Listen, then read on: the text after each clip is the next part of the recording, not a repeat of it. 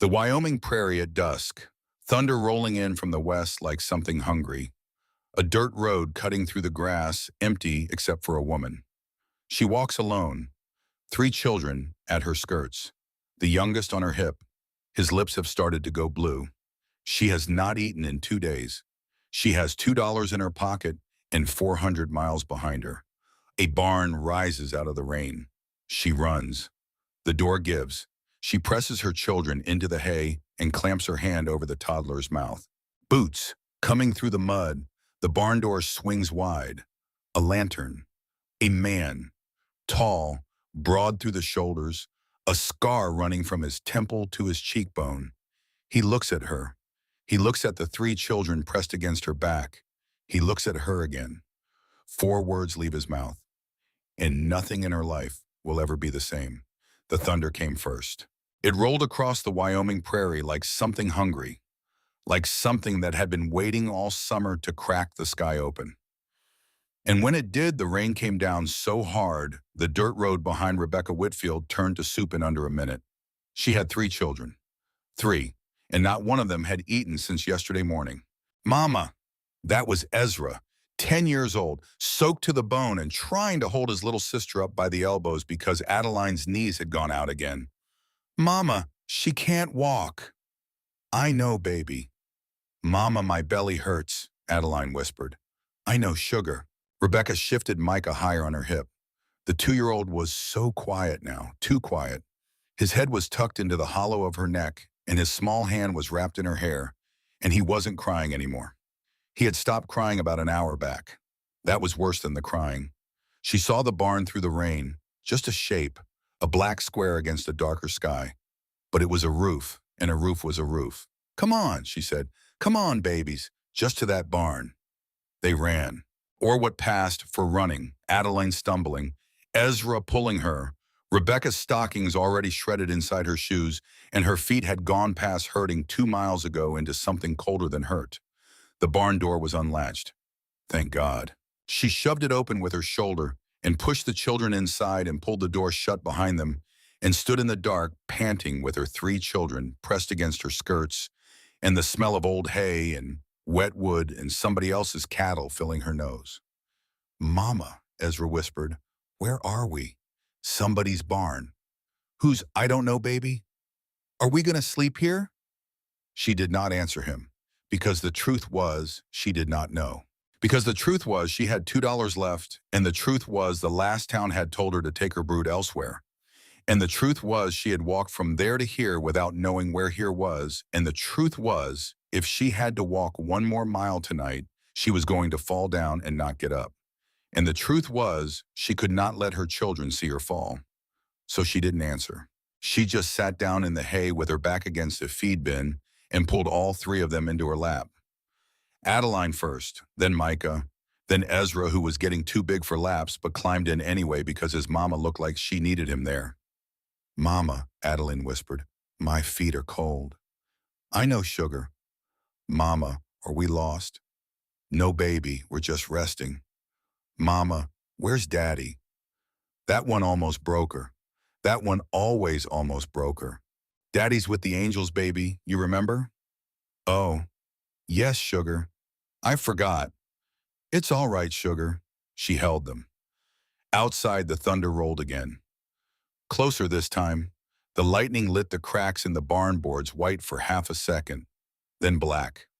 Then she heard the boots, heavy, coming through the mud, coming straight at the barn door. She clamped her hand over Micah's mouth without thinking. The little boy whimpered against her palm, and she pressed harder, and her own teeth started chattering, and she whispered into Ezra's ear, behind me right now, and the children scrambled, and she pushed herself up onto her knees and put her body between them and the door. The boots stopped.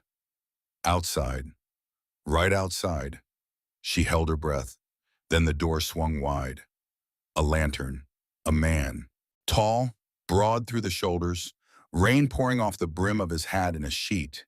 He had the lantern raised high, and he was looking right at her, and he did not speak for a long second. He just looked. He looked at her. He looked at the 3 children pressed against her back. He looked at her again. She found her voice. Sir, I'm sorry, we're going. We're going right now. He didn't move. Sir, please. We didn't mean any harm. We just the storm. We just... He stepped inside, set the lantern down on a rotten feed bin, took his hat off. Water ran off the brim onto the barn floor like he'd just brought half the rain in with him.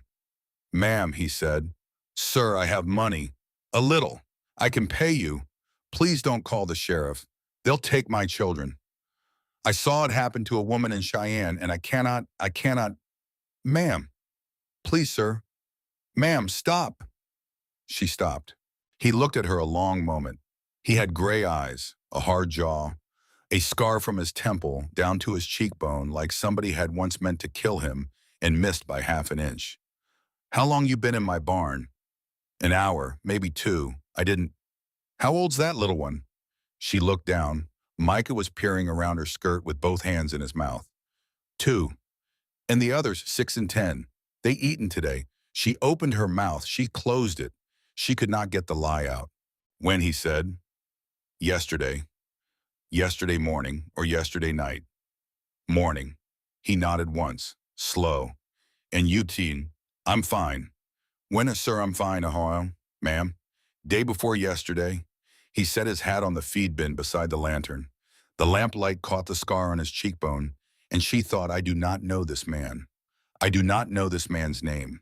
I am in this man's barn, and I am at his mercy, and I do not know his name. What's your name, ma'am? Rebecca. Rebecca what? Whitfield. Rebecca Whitfield. And Mr. Whitfield. Dead. 2 years this May. He nodded again. Like that did not surprise him.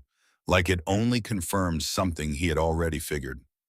Ma'am, my name's Nathaniel Holt. This is my barn. That's my house up the rise. And I'm going to ask you to do something. And I need you to do it without arguing because that little one in your skirts has gone blue around the mouth and we ain't got time for arguing tonight. She looked down. She had not seen. She had not seen because she had been so busy keeping him quiet, she had not looked at his face. Micah's lips were blue. Her boy's lips were blue. She heard a sound come out of her own throat that did not sound human. Get in my wagon, ma'am. I can't, sir, I can't take... Get in my wagon. I cannot. Mrs. Whitfield, the wagon is hitched. It is 50 feet from this barn. There is a house at the end of the road with a fire in it, and there is stew on a stove that has been on since noon, and there are blankets in a chest upstairs that I have not used in 4 years. You can argue with me about every one of those things tomorrow. Tonight you are going to get in my wagon. She could not speak. He waited. She picked up Micah. She carried him out into the rain. The wagon ride took maybe 4 minutes. It felt like 4 hours. Nathaniel drove with one hand and held a piece of oilcloth over the children with the other, and he did not speak, and Rebecca did not speak because she was busy biting the inside of her cheek, so she would not cry in front of her son. The wagon stopped. He came around to her side of the seat. Hand me the boy. I have him. Mrs. Whitfield, you can barely stand. Hand me the boy. She handed him Micah. The man took her son in both arms like he had handled babies before, settled the boy against his shoulder, walked him through the rain to a porch with a lit window, and Ezra and Adeline followed holding hands the way she had told them to. Inside the house was warm. That was the first thing she noticed. Warm. The kind of warm a body forgets exists when you have been cold for a year. Sit by the fire. Mr. Holt, I can... Sit, ma'am. She sat. He set Micah down on the rug in front of the fire and turned to a tall pine cabinet against the wall. Boy, what's your name? Ezra, sir. Ezra, blankets are in this cabinet here. You think you can pull out 4 of them? Yes, sir. Good man. Ezra went and pulled out blankets. Nathaniel Holt wrapped Micah in one and handed another to Adeline. And then he walked over to Rebecca and held one out. And she took it without looking at him because she did not trust her face right then. Not for one more second. Stew's hot, he said. I'll bring bowls. Mr. Holt, I can serve them? Mrs. Whitfield, with respect, you sit. She sat. He brought 4 bowls of stew. 4. 1 for each child, 1 for her. He set the spoons in the children's hands, and he stepped back like a man who knew children needed to eat without being watched. Mama, Adeline whispered. Can we? Yes, sugar. All of it. All of it, baby. The children fell on the food, the way children fall on food when they have forgotten what food is. Rebecca watched them eat. She did not touch her own bowl.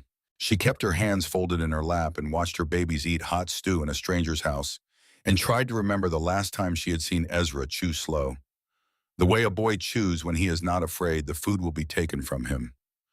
Ma'am, she looked up. Nathaniel Holt was sitting across the fire from her with his own bowl in his hands. He had not started eating either. Eat your stew. I will, in a minute. Mrs. Whitfield. Mr. Holt, I am not going to take food from your table when I have not earned a thing. Mrs. Whitfield. Sir, you walked in this rain how long? Most of the day. Carrying that little one? Most of it? Yes. On what last meal? She didn't answer. On what last meal, Mrs. Whitfield? Day before yesterday. He set his bowl down. Eat the stew. Sir, eat the stew, ma'am, or I am going to feed it to you with a spoon, and I will do it in front of your children, and you will not enjoy it. She picked up the bowl. Her hands shook so badly the broth slopped over the side. She lifted the spoon.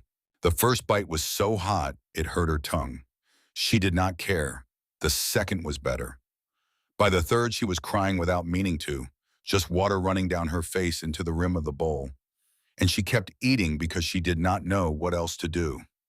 Nathaniel Holt looked at the fire while she cried. He did her the kindness of not watching. When the children finished, they fell asleep where they sat, all three of them. Micah first curled in his blanket on the rug, then Adeline against Ezra's side, then Ezra himself, head tipped against the bench, one hand still loosely holding his spoon. They're done in, Nathaniel said quietly. Yes. Beds upstairs. First door on the left has 2 bunks. The one across from it has a bigger bed. I figure the boys take the bunks. The little girl goes with you. Mr. Holt.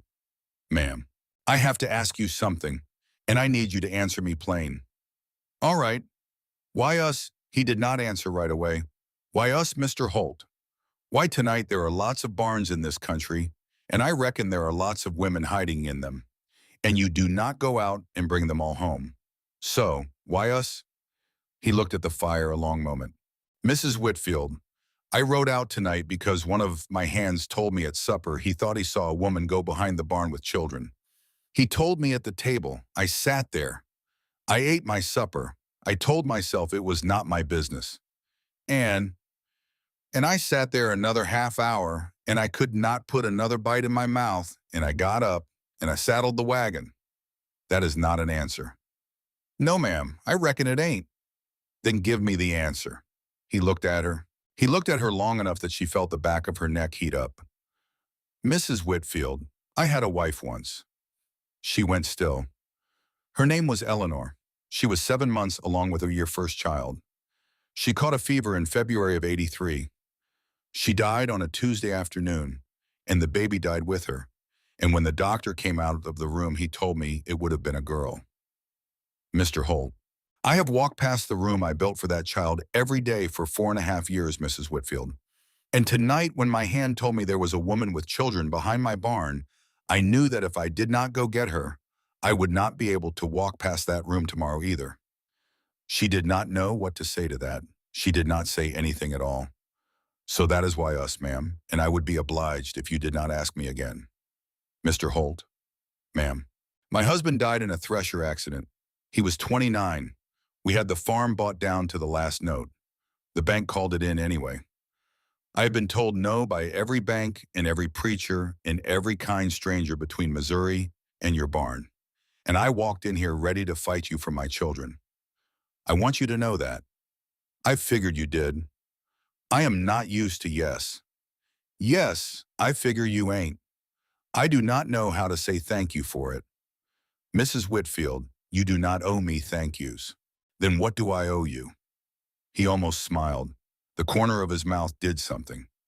Eat the stew. Get the children to bed. Get yourself to bed. We will talk about owing in the morning. She nodded. She picked up Micah. Nathaniel picked up Adeline. Ezra walked between them, rubbing his eyes, and they climbed the stairs of a stranger's house in the middle of a Wyoming summer storm. because there had not been anywhere else in the world for her to go. She put Adeline in the big bed first, then Micah beside her. She crossed the hall to the other room and tucked Ezra into one of the bunks. He caught her hand before she stood up. Mama. Yes, baby. Is he a good man? I don't know yet, sugar. He gave us stew. Yes, he did. Daddy would have liked him.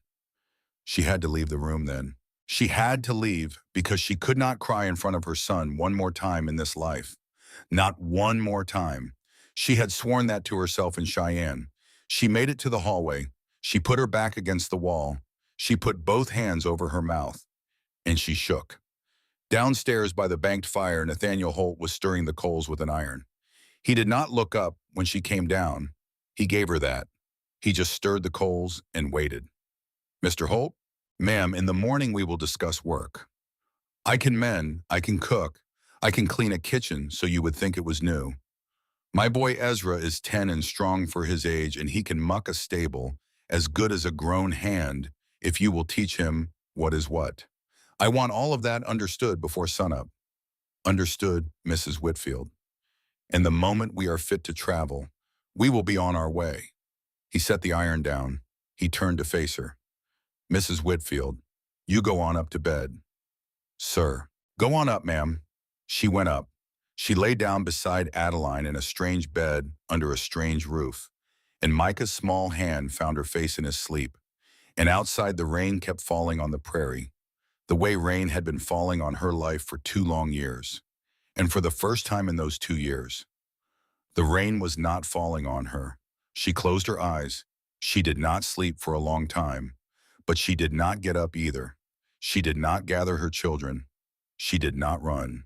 Downstairs in a house that had been quiet for 4.5 years, Nathaniel Holt sat in a chair by a banked fire and looked at the empty stew bowls on the bench and thought about a room upstairs he had not opened in a very long time. He sat there until the candle in the window guttered out. Then he sat there in the dark. The storm rolled on outside. Inside, 4 strangers slept under one roof. And in the upstairs bedroom, a widow who had not been told yes in 2 years pressed her face into her daughter's hair and whispered the same 3 words over and over into the quiet. Thank you, Lord. Thank you, Lord. Thank you, Lord. She did not know if she meant the rancher, or the storm, or the God who had finally, after everything, sent her somewhere dry. She only knew she meant it. Rebecca was up before the rooster. She had 3 children sleeping in a stranger's beds, and a stranger's stove in her belly, and she was not going to be found lying down when that stranger came downstairs. She tied her hair back with a strip of cloth. She crept down the stairs in her stocking feet. She went looking for a kitchen. She found one. She found a stove gone cold, and a kettle that had not been scrubbed in a month, and a stack of dishes piled in a wash basin like a man who lived alone had given up on dishes about 3 days back. Good, she whispered. Good, good, good. She rolled her sleeves to her elbows. She was elbows deep in soapy water when the back door opened behind her. Mrs. Whitfield. She did not turn around. Mr. Holt, what in the world are you doing earning my keep? It is 4 in the morning. Yes, sir. Mrs. Whitfield. Mr. Holt, I told you last night this was how it was going to be. I do not eat without working, and my children do not eat without me working. And that is the end of the discussion. She heard him cross the kitchen. She heard him stop a foot behind her. She did not turn around. Mrs. Whitfield, look at me. I am working, sir. Look at me. She turned. Her hands dripped soap on the floorboards. He looked tired, like a man who had not slept. There was a crease across his cheek from the chair he had sat in. You did not sleep enough. I slept fine. You slept 3 hours. How would you know that? Because I sat up the whole night and I heard you turning over. That stopped her. She could not think what to say to that. Put the dish down, Mrs. Whitfield.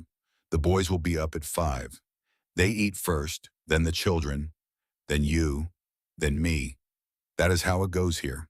Mr. Holt, you are not going to stand in your own kitchen and watch me do nothing.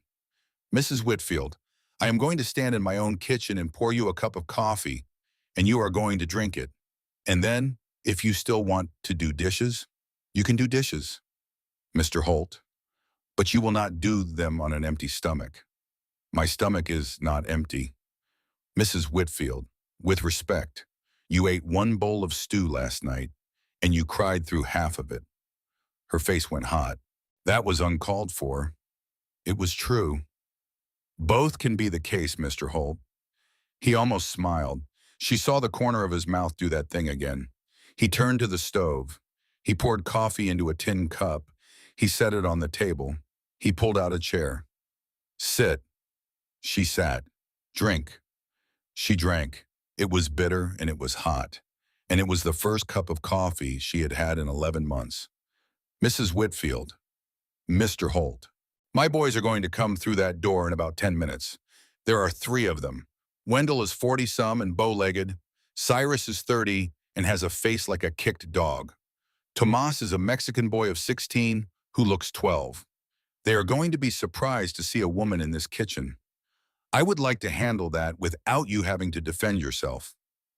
I can defend myself. I do not doubt it. Then let me. Mrs. Whitfield, you will have plenty in this country to defend yourself about. Save your powder. She looked at him a long moment over the rim of the cup. All right, Mr. Holt. All right. The boys came in at 5:05. Wendell was 40-some and bow-legged as promised. Cyrus was 30 and had a face that did not invite questions. Tomas was 16 and looked exactly as Nathaniel had said. 12. All 3 of them stopped dead in the kitchen doorway when they saw her sitting at the table. Boys, Nathaniel said, this is Mrs. Whitfield. She and her 3 children are guests of mine for as long as I see fit. You will not gossip about it in town. You will not gossip about it in the bunkhouse. You will treat her the way you would treat your mothers if your mothers were sitting in this kitchen, which by the look on your faces, I doubt any of you was raised to do. But I am going to give you the benefit of the doubt. We clear. Clear, boss, Wendell said. Clear, Cyrus said. Si, senor, Tomas said. Sit, eat. We have fences to mend on the south pasture. The boys sat. Rebecca got up to serve. Nathaniel did not stop her this time. She moved between the stove and the table, and she put plates of bacon and biscuits in front of 3 men she had never met, and not one of them looked her in the face. And she was grateful for it, because she did not know what her face was doing. The children came down at 6. Micah first, rubbing his eyes in a shirt of Nathaniel's that hung on him like a dress. Nathaniel must have changed him in the night. Mama. Right here, sugar. Mama, I dreamed Daddy. Did you, baby? He said it was all right. She did not let herself cry into the biscuit dough. She did not. She had cried twice in this house already. She was not going to make it 3 before breakfast. Adeline came down next, then Ezra. Both of them wide-eyed and quiet the way they got in new places. Nathaniel was finishing his coffee. Ezra? Yes, sir. Your mama tells me you can muck a stable. Yes, sir. You ever rode a horse? Once. My uncle's mule. Mule ain't a horse, son. No, sir.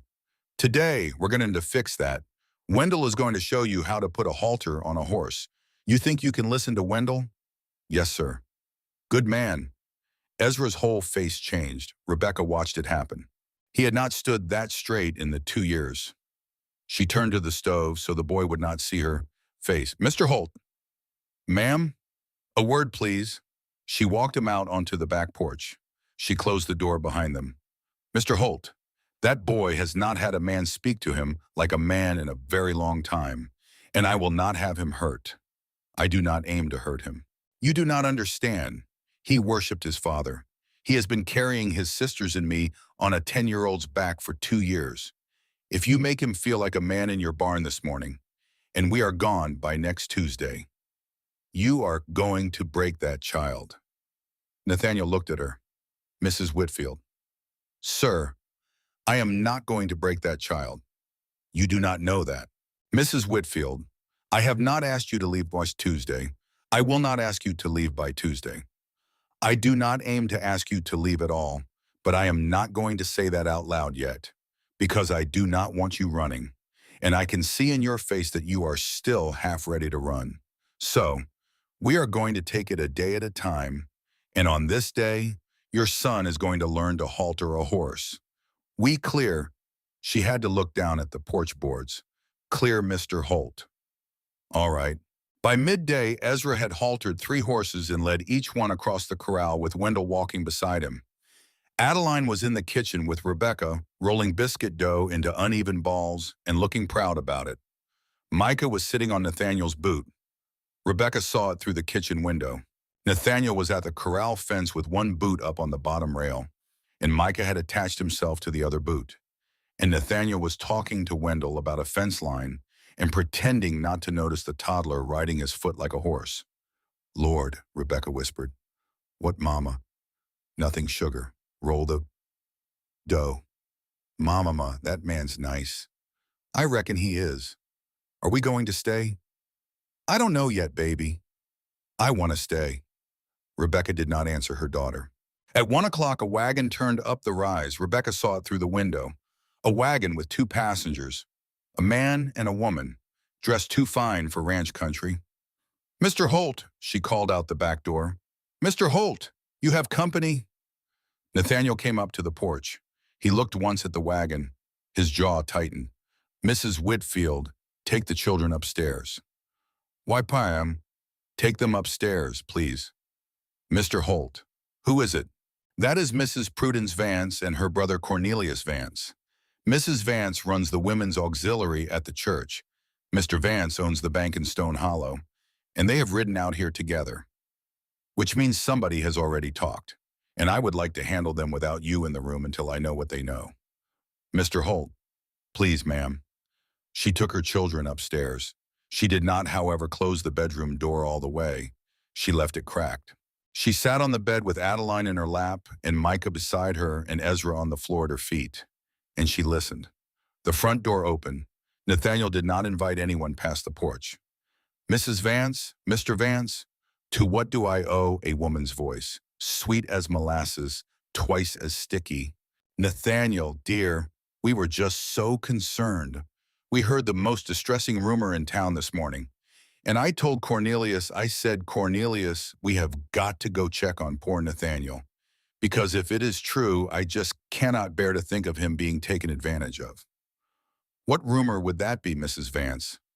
That you took in some woman, Nathaniel, off the road, with children. Did I? Nathaniel, dear, this is no time for joking. I am not joking, Mrs. Vance. I am asking what business it is of yours. A man's voice now, cooler, smoother. Holt. Prudence means well. The whole town knows the Holt Ranch is the finest spread in this county, and we all worry when a man living alone takes in a woman of unknown character. There are women on the road who make a profession of finding lonesome ranchers. Mr. Vance? Yes. You have ridden 3 miles out of town to tell me my visitor is a what? Nathaniel, please. The woman again. Scandalized. There are godly ears. There are godly ears upstairs in this house, Mrs. Vance, and they belong to a widow and 3 little children who walked 400 miles and slept in my barn last night. And the only thing that woman has tried to take advantage of in my house is a stack of dishes, which she got out of bed at 4 in the morning to wash, before I could stop her. A silence on the porch. So you can take your concern back down the rise. Nathaniel. Mr. Vance. Yes. Which one of my hands talked? I am sure I do not know what you mean. Which one? Holt. The boys at the saloon. Cyrus. A pause. It was Cyrus. Cyrus has a mouth on him after 2 beers. I will speak with Cyrus. Holt. There is no need to take a tone. I will take whatever tone I please on my own porch. Nathaniel. That was Prudence Vance again. But her voice had changed. It was not sweet anymore. It was quieter. Nathaniel, you have not been yourself since Eleanor passed. We all know that. We have all been so patient with you. But this, taking in a strange woman with children, dear, this is not the act of a sound man. There was a long silence on the porch. Then Nathaniel Holt said very quietly, Mrs. Vance, get off my land. I beg your pardon. Get off my land and take your brother with you. And the next time you ride out here to tell me I am not in my right mind, because I have shown a kindness to a hungry woman. You turn that wagon around at the gate. Do you understand me?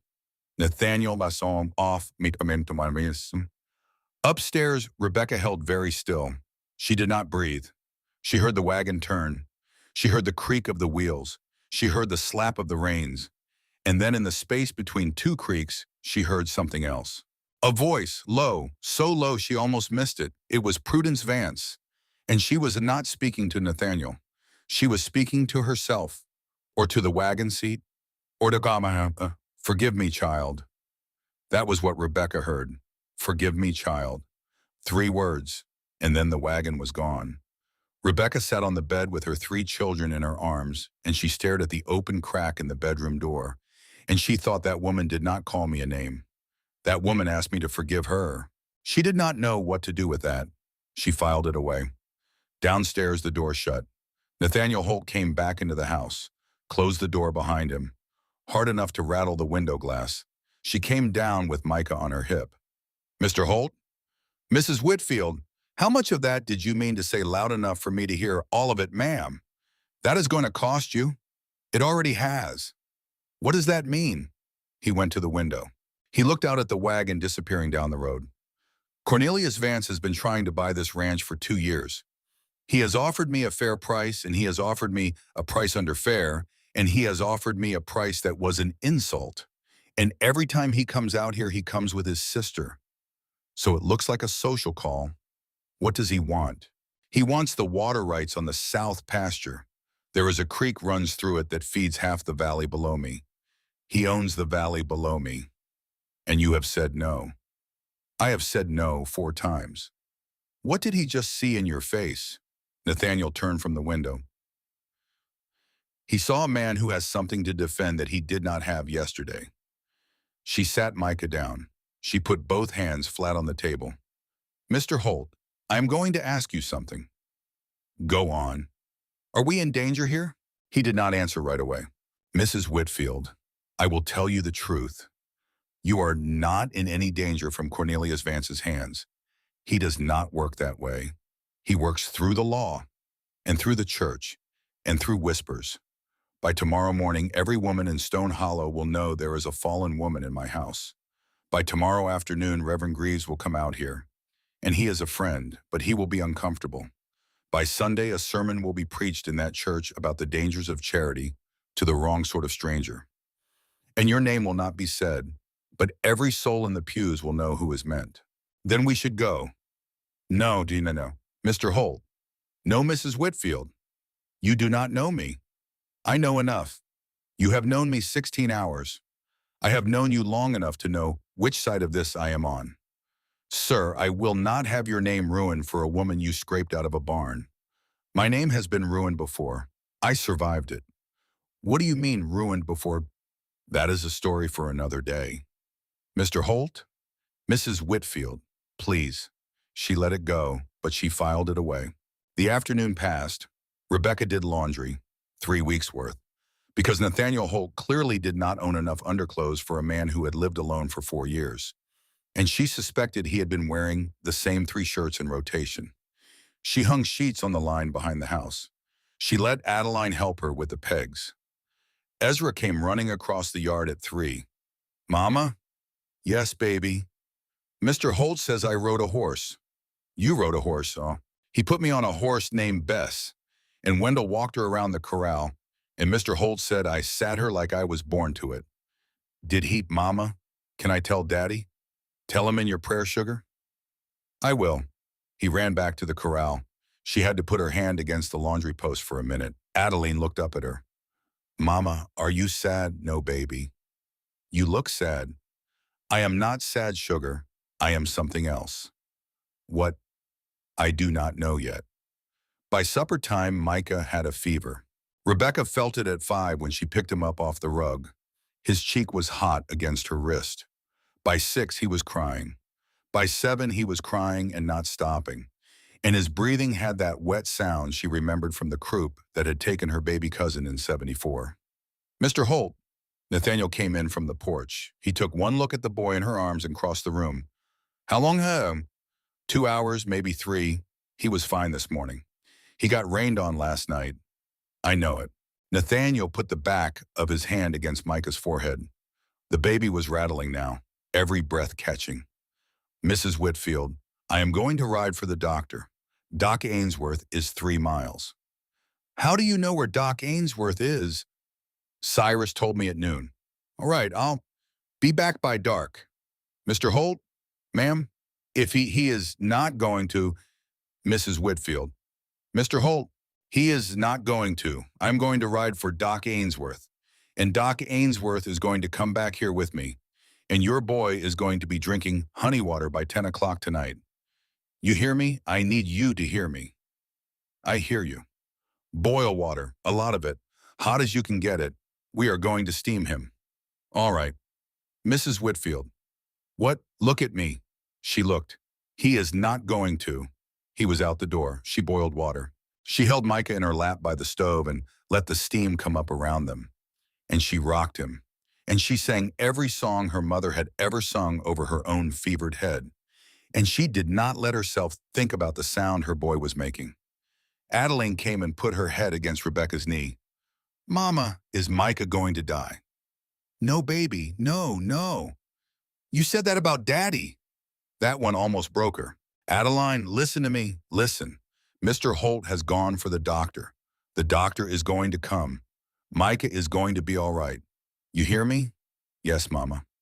Ezra, come hold your sister. Ezra came. He sat on the floor by the stove with Adeline against his shoulder. And Rebecca rocked Micah, and the kettle hissed, and the 3 of them did not speak for the longest hour of Rebecca Whitfield's life. The wagon pulled in at 9. Nathaniel came through the door first. Behind him, a small, spectacled man with a black bag and the kind of unhurried walk Rebecca recognized from country doctors who had seen everything twice. Mrs. Whitfield, I am Phineas Ainsworth. Let me see this boy. He took Micah. He listened to his chest. He pulled a small bottle from his bag. He fed Micah a dropper of something brown and bitter. Micah made a face. He swallowed. Croup, the doctor said. Garden variety.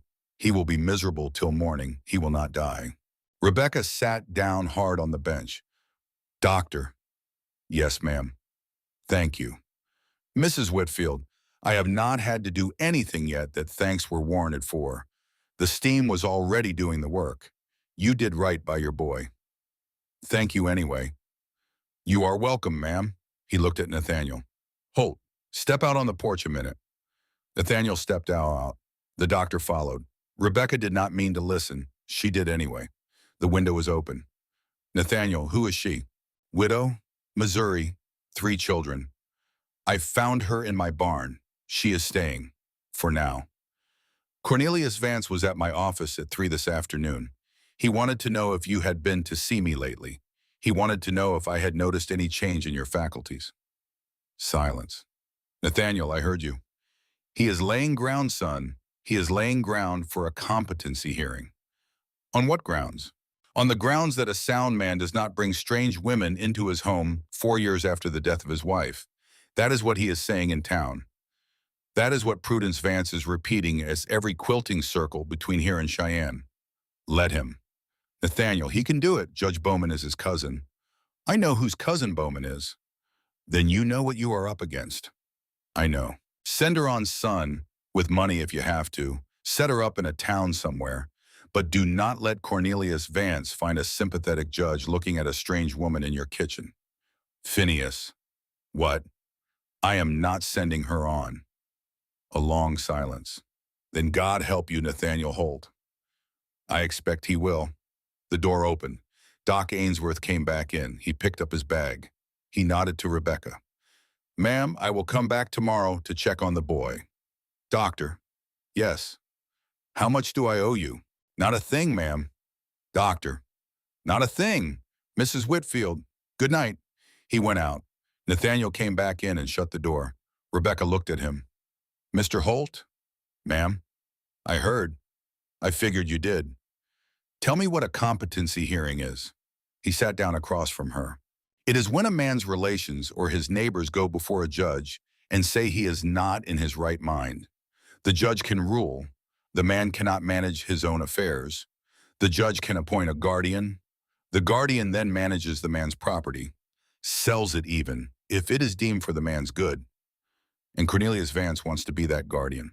Cornelius Vance wants the south pasture, and we are giving him grounds. He had grounds before you got here, Mrs. Whitfield.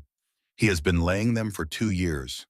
Every time I refused to remarry, every time I missed church, every time I stayed up at my house instead of going to a town dinner. You did not bring this. You only made it convenient. I have to leave. No, Mr. Holt. Mrs. Whitfield, if you leave, he wins. Do you understand me? If you leave, this house being empty becomes the proof that you were what he said you were. And my putting you out becomes the proof that I came back to my senses.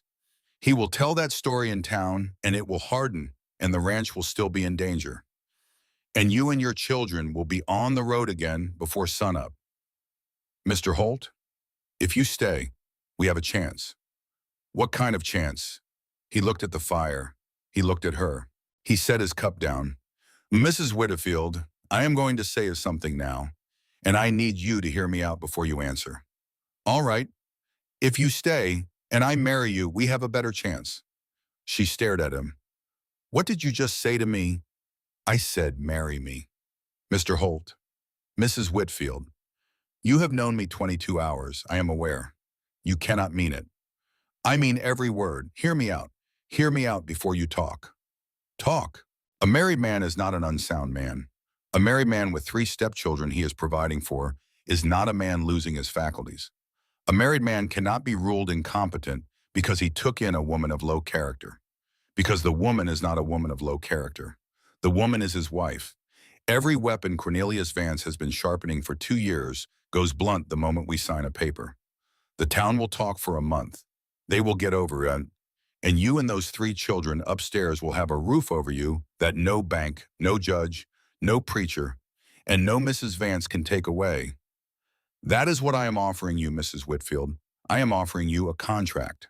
She could not speak. I am not asking you to love me. I am not asking you to share a bed with me. I am asking you to put your name beside mine on a piece of paper so we can both keep what we cannot afford to lose. Mr. Holt, I heard you say something. I am thinking. Mrs. Whitfield, take your time. I cannot take my time. You are asking me to marry you. I am asking you to consider it. And when I have a child of my own one day, I will not, Mr. Holt. Mrs. Whitfield, the doctor told me 4 years ago that I would not. Oh, that is the second story I did not aim to tell you yet. How many stories you got, Mr. Holt?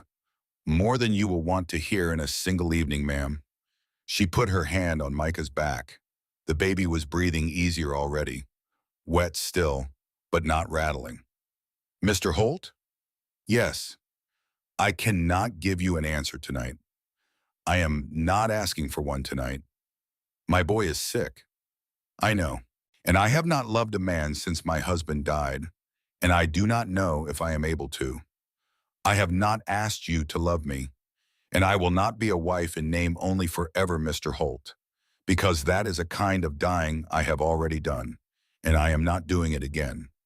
Mrs. Whitfield. What? Whatever this is, it does not have to stay what it starts as. She looked at him. She looked at him the way a woman looks at a man when she is trying to see all the way down to the bottom of him. She did not see the bottom. I will give you my answer in the morning. All right. Mr. Holt? Ma'am? If I say yes, I want it understood that I am not for sale, and my children are not for sale. We are not goods you are buying to fight Cornelius Vance with. Understood. And if I say no, I want it understood that we will leave at first light, and you will not come after us. Understood, but you will not say no. You do not know that. I do not, but I am a man who hopes, ma'am, and I am going to hope tonight. She carried Micah upstairs. She put him in the bed beside Adeline. She sat in the chair beside that bed for a long time and watched her son breathe.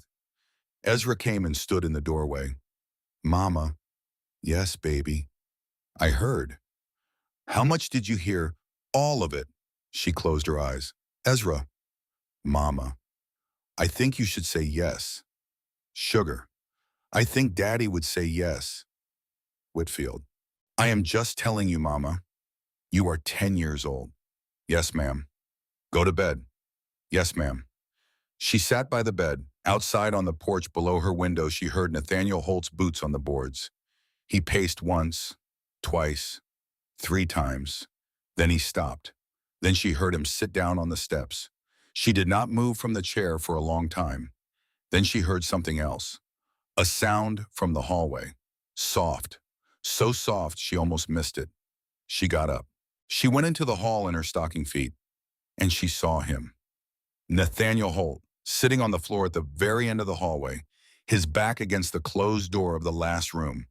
The room nobody had entered in 4.5 years. His shoulders were shaking. He had one hand pressed flat against his mouth, and the other hand was pressed flat against the wood of that closed door, like he was trying to hold on to something on the other side. And he was crying. Not loud, but hard. The way a man cries when he has not been allowed to cry for 4 years. She did not move. She did not breathe. She stood at the other end of the hallway and watched a grown man fall apart against a closed door. And she understood in that moment, in a way she had not understood before, what he had been asking her at the kitchen table. He had not been asking her for a contract. He had been asking her to put her foot in the door of that room so he could open it. So he could finally open it. And he could not ask her in words because he did not have the words. He had not had the words in 4.5 years. She backed away, 1 step, 2, quiet as she could. She went back into the bedroom. She closed the door. She sat on the edge of the bed beside Adeline. She did not cry. She thought. She thought about a man on the floor at the end of a hallway with his hand on a door he could not open. She thought about her own dead husband, the good shirt she had buried him in, the smell of fresh dirt at the graveside in May of '85. She thought about Eleanor Holt, a woman she had never met, a woman who had been 7 months along with a girl who never breathed, a woman who had died on a Tuesday afternoon in February. She thought, we are not strangers. We have never been strangers. We have just not met yet. She got up. She went downstairs. She did not look down the hallway. She gave him that. She walked into the kitchen. She put the kettle on the stove. She lit the stove. She sat down at the table. She folded her hands. She waited for the water to boil. Outside the kitchen window, the sky over the Wyoming prairie was beginning to gray. The dawn was 3 hours off, maybe 2, and Rebecca Whitfield, widow of Missouri, sat in a stranger's kitchen with her hands folded in her lap, and she made her decision. She did not say it out loud. She did not have to. She would say it at 4 o'clock in the morning when Nathaniel Holt came downstairs and found her at his kitchen table with the kettle on. She would say one word, yes. But for the next 2 hours, she let him cry in peace, because that was the first kindness she could give him, and it would not be the last. Nathaniel came downstairs at 10 minutes past 4. Rebecca did not turn around. She heard him stop in the doorway. She heard him breathe in. She heard him breathe out. Then she heard him cross the kitchen. He poured himself coffee from the kettle she had put on. He sat down across from her. He set the cup on the table. He folded his hands around it. He did not ask. He was a man who knew how to wait. Mr. Holt? Mrs. Whitfield? My answer is yes. He set the cup down so careful she heard the porcelain touch the wood. Mrs. Whitfield. Hear my conditions before you thank me. All right. 1. We marry in the church or we do not marry at all. I will not have it whispered in town that we slipped off to a justice of the peace because we had something to hide. Agreed. 2. My children take your name. All 3 of them. I will not have Ezra explaining at the schoolhouse why his mother goes by Holt and he goes by Whitfield. Agreed. 3. Whatever money I earn from my own work, mending, trading, whatever I can put my hand to, is mine. I will not be kept. Mrs. Whitfield, you are going to be my wife. You will not have to earn. 3. Mr. Holt. Agreed. 3. 4. If a child of my body comes of this marriage, that child has the same standing in this house as the 3 upstairs. There will be no first family and second family. There will be one family. I am not raising a child to feel less than under my own roof, and I am not raising one to feel more than. Either. He looked at her a long moment. Mrs. Whitfield, The doctor told me. I heard what the doctor told you. Doctors have been wrong before. I am setting the rule for if. Agreed.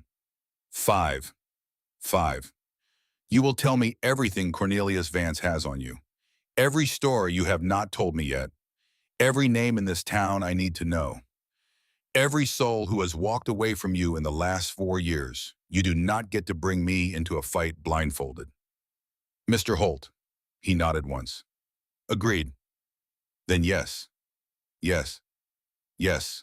Mr. Holt. He stood up. He held his hand out across the table. She put hers in his. His palm was rough as a piece of harness leather and steadier than her own. I will go to town this morning. I will see Reverend Greaves first. Then the courthouse for the license. We can stand up Saturday next if he will have us. Saturday next is 6 days, Mr. Holt. Yes. 6 days is nothing. 6 days is exactly what we have. Mrs. Whitfield. Cornelius Vance is laying ground today. We will pull the ground out from under him before he finishes. All right. All right. He picked up his hat. He stopped at the door. Mrs. Whitfield. Mr. Holt. You will not regret it. I have told myself worse lies, sir. But go on, ride to town. He almost laughed. He went. Ezra came down 10 minutes later in his shirt and bare feet. Mama. Yes, baby. You said yes. How do you know that I was on the stairs? Ezra Whitfield. Mama, I had to. She sat down. She pulled her boy into her lap. 10 years old and gangly and heavier than he ought to be by a stretch. He tucked his head under her chin the way he had not done since he was 7. I am scared, Mama. I know it. What if he changes? Sugar. Daddy was good and Daddy died. Mr. Holt is good. What if... Ezra, listen, I do not know if I am doing the right thing. I am doing the only thing. Do you understand the difference? No, ma'am? Then trust me till you do. Yes, Mama. She held him. Until Adeline came padding in asking about breakfast. By 8, the kitchen smelled like fried eggs. By 9, Doc Ainsworth's wagon was coming up the rise with the doctor and a short, red-faced man in a black coat beside him. Mama? Adeline was at the window. Mama, 2 men. Rebecca looked. She did not know the second man. She wiped her hands. She went to the porch. Doctor. Mrs. Whitfield, this is Reverend Thaddeus Greaves. The Reverend lifted his hat. Ma'am. Reverend, I understand. Congratulations may be in order, Mr. Holt told me. He came past the parsonage on his way to the courthouse. We had a conversation. I have known Nathaniel Holt since he was a boy of 19, and I will not stand in front of a couple at the altar without sitting down with the bride first. I hope you will forgive the intrusion. Come in, Reverend. She put coffee in front of 2 men she did not know. She sat down across from them. She folded her hands in her lap. She waited. Reverend Greaves did not waste time. Mrs. Whitfield, are you marrying Nathaniel because you love him? No, sir. Are you marrying him because you fear what happens to your children if you do not? In part, yes. Is he marrying you because he loves you? No, sir. Is he marrying you to keep his ranch out of Cornelius Vance's hands? In part, yes. The Reverend nodded. Doc Ainsworth set his cup down. Thaddeus, I told you. You did, Phineas. The Reverend looked at Rebecca a long moment. Mrs. Whitfield, I have married 26 couples in my time at Stone Hollow. I have married 3 for love, and the rest for every other reason a woman and a man have walked up an aisle. I am not here to tell you a marriage of convenience is a sin. The Bible has a great deal to say about widows and orphans, and very little to say about whether a roof over their heads should be earned by affection. I am here to ask you if you are entering this with your eyes open. Yes, sir. And if you understand that this town is going to be cruel to you, I understand it. And if you are prepared to be a wife to that man, even when the cruelty makes him a hard man to be a wife to, I am prepared to try. Mrs. Whitfield. Reverend. Nathaniel Holt has been my friend since before he was a man. I buried his Eleanor. I buried the child that came too early with her. I sat on his porch for a year afterward, and I watched him drink himself half to death. and I watched him pull himself back. And I watched him build a wall around that ranch that no soul has been allowed to climb over in 4.5 years. Yes, sir. You climbed it in one night. I did not mean to, Reverend. I do not believe you did. That is why I am going to marry you to him. She let her shoulders drop a quarter inch. Thank you, sir. Do not thank me yet. There is going to be a sermon Sunday. It will not be mine. Brother Vance has been asked to fill the pulpit because I am to be in Cheyenne for a presbyter meeting that has been planned 6 months. Brother Vance, Prudence Vance's husband, a traveling preacher with strong opinions and a soft spine where his wife is concerned. I see. You will hear about it. People will tell you. I am asking you ahead of time, not to take it as the voice of this church. Yes, sir? And Mrs. Whitfield, Reverend, welcome to Stone Hollow. She rode into town that afternoon with Nathaniel. She had not meant to. He had asked her to stay at the ranch. She had told him no. She had told him that if he was buying a license with her name on it, she was going to be present when her name was spoken in the courthouse. Because she was finished with paperwork being done about her without her in the room. He had not argued. She had liked him for that. The wagon ride was 35 minutes. He spoke as the buildings of Stone Hollow came up out of the prairie. Mrs. Whitfield, 2 things. Tell me. Cornelius Vance's bank is the second building on the left as we come in. He will be at the window when we pass. He will not come out, but he will be there. All right. His office above the bank has a balcony. His sister Prudence will be in town by noon. They will know we are at the courthouse before we step out of it. Let them. And the clerk at the courthouse is gone Hattie Marsh. She is 61 years old, and she does not like Cornelius Vance because he foreclosed on her brother's hog farm in '83. She will be civil to us. She is the only person in that building who will be. All right. They went into the courthouse. The man at the front desk looked up. His face did something Rebecca had seen on the faces of men in 3 towns. She made herself look right through him. Nathaniel asked for Mrs. Marsh. The man pointed without speaking. Hattie Marsh was thin as a rail and had eyeglasses on a chain around her neck. Nathaniel Holt. Hattie, what can I do for you, son? License? For who? For me. And this lady. Hattie put her glasses on. She looked at Rebecca. She looked at Nathaniel. She looked at Rebecca again. Honey, what is your name? Rebecca Whitfield. Where are you from? Boone County, Missouri. You marrying this man of your own free will? Yes, ma'am. Nobody coercing you? No, ma'am. You've been married before? Widowed 2 years. Children 3. Hattie wrote it all down. She looked up. Honey? Yes, ma'am. This man is good. I knew his mother. I knew his Eleanor. You picked good. Do not you let anybody in this town tell you otherwise. Rebecca could not answer. She nodded. Hattie stamped the paper. She turned it around. She handed Nathaniel the pen. They signed.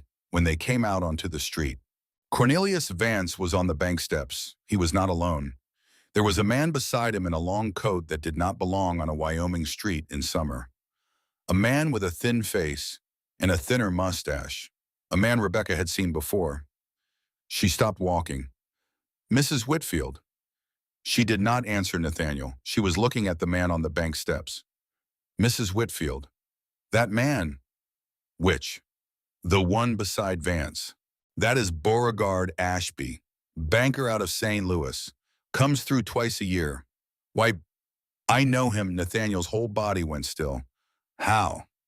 He sat across a desk from me in Boone County, Missouri, in February of '86. He called my note due. He had 2 deputies with him. He gave me 30 days to vacate, and he gave me a printed paper. And that paper had Cornelius Vance's name on it, as a partner in the holding syndicate. Mrs. Whitfield. I burned the paper, Mr. Holt, but I did not burn the name. Mrs. Whitfield. He took the wedding ring off my finger, because I tried to give it to him to settle the note. He said it was not worth enough. He put his hand on my hand to take it. I have not forgotten the face of a man who put his hand on my hand. Get to the wagon. Mr. Holt, get to the wagon now. He got her to the wagon. She did not look at the bank steps as they passed. She did not have to. She could feel Beauregard Ashby's eyes the way a deer feels eyes at the edge of a meadow. Nathaniel did not speak until they were a mile out of town. "You are sure?" "I am sure." "Mrs. Whitfield, men like Ashby have a hand in 50 foreclosures a year. He may not remember you. He remembers Mr. Holt. A man who pulls a ring off a woman's finger remembers which woman he did it to." Mrs. Whitfield: "What?" "Cornelius Vance did not foreclose on a Missouri widow who walked west and ended up in his own town by accident." "No, sir." "He did not stumble onto you in my barn." "No, sir." "You are telling me that Cornelius Vance's syndicate emptied your farm in Missouri 18 months ago, that Cornelius Vance's banker partner is on the steps of his bank today, and that I picked you up in my barn 3 nights ago?" "Yes, sir." "Mrs. Whitfield, that cannot be coincidence." "I do not know if it is coincidence or not." "It is not coincidence. Things like that are not coincidence." "Then what is it?" He drove the wagon for a quarter mile without speaking. "Mrs. Whitfield." "What?" "Ashby's syndicate. How big?" They had foreclosed 30-some farms in Boone County alone. There was talk of as many in 2 other counties. "Where did the women go?" "The widows, the dispossessed, west most of them. There was a man at the courthouse. He handed out a printed paper with Wyoming towns on it. He said there was opportunity in the territories." "Stone Hollow." "Stone Hollow was on it." "Yes." "Mrs. Whitfield." "What?" "He sent you here." "Ashby. He sent 100 desperate widows west, and he gave them a list with this town on it, because he and Cornelius Vance wanted bodies in this town. They wanted hungry women and starving children walking these roads, because hungry women and starving children make a town nervous, and a nervous town does not look hard at the man buying up its banknotes." "Mr. Holt, and you were in my barn because the road into Stone Hollow runs past my south pasture. And my south pasture is where any soul walking into this town from the east takes shelter from a thunderstorm." "Mr. Holt, and I did not know any of this until 90 seconds ago." "Mr. Holt, please." "Yes." "Pull the wagon over."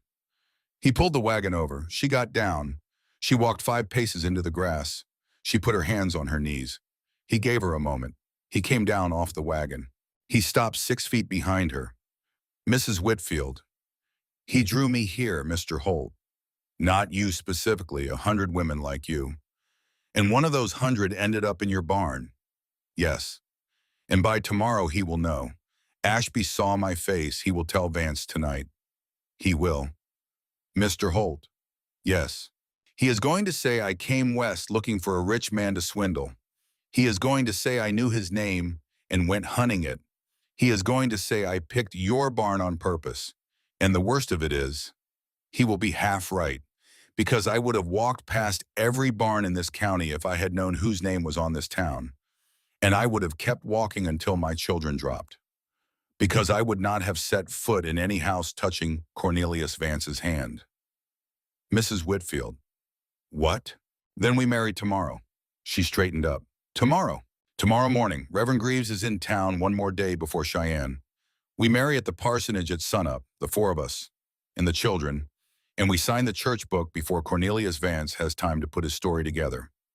By the time Ashby has supper with him tonight, we will already have the license. By the time Prudence Vance hears about it Wednesday, we will already be Mr. and Mrs. Holt. The story he is putting together is built on a piece of ground that will not be there when he walks on it tomorrow." "Yes."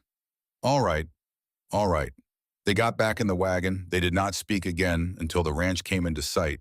Then Nathaniel spoke without looking at her. "Mrs. Whitfield." "Mr. Holt, there is one more thing I have not told you yet." "Tell me now." "Cyrus, my hand, the one with the mouth." "Yes." "Cyrus has been on my place for 11 months. He came to me with a recommendation from a man down by Laramie. The recommendation was forged." "How do you know?" "Wendell told me at noon. Wendell wrote the man at Laramie 6 months ago because something in Cyrus's hands did not sit right, and Wendell does not let things lie. The man wrote back 4 weeks ago. Wendell brought me the letter today, while you were in the kitchen.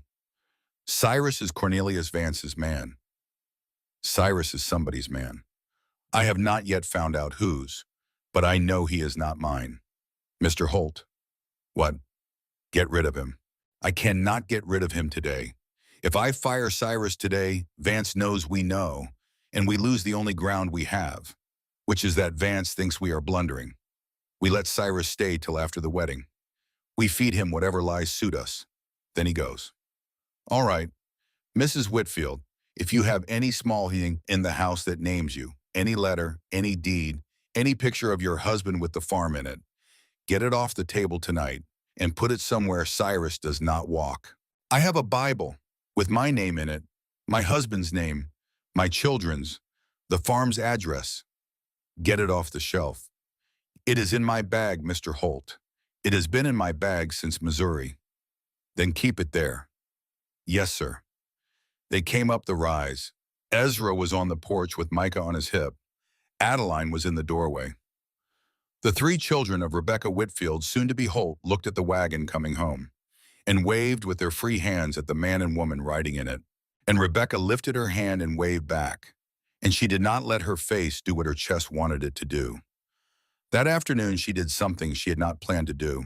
She asked Nathaniel for the key to the room at the end of the hallway. He went very still. He was at the kitchen table cleaning his rifle. He did not look up. Mrs. Whitfield.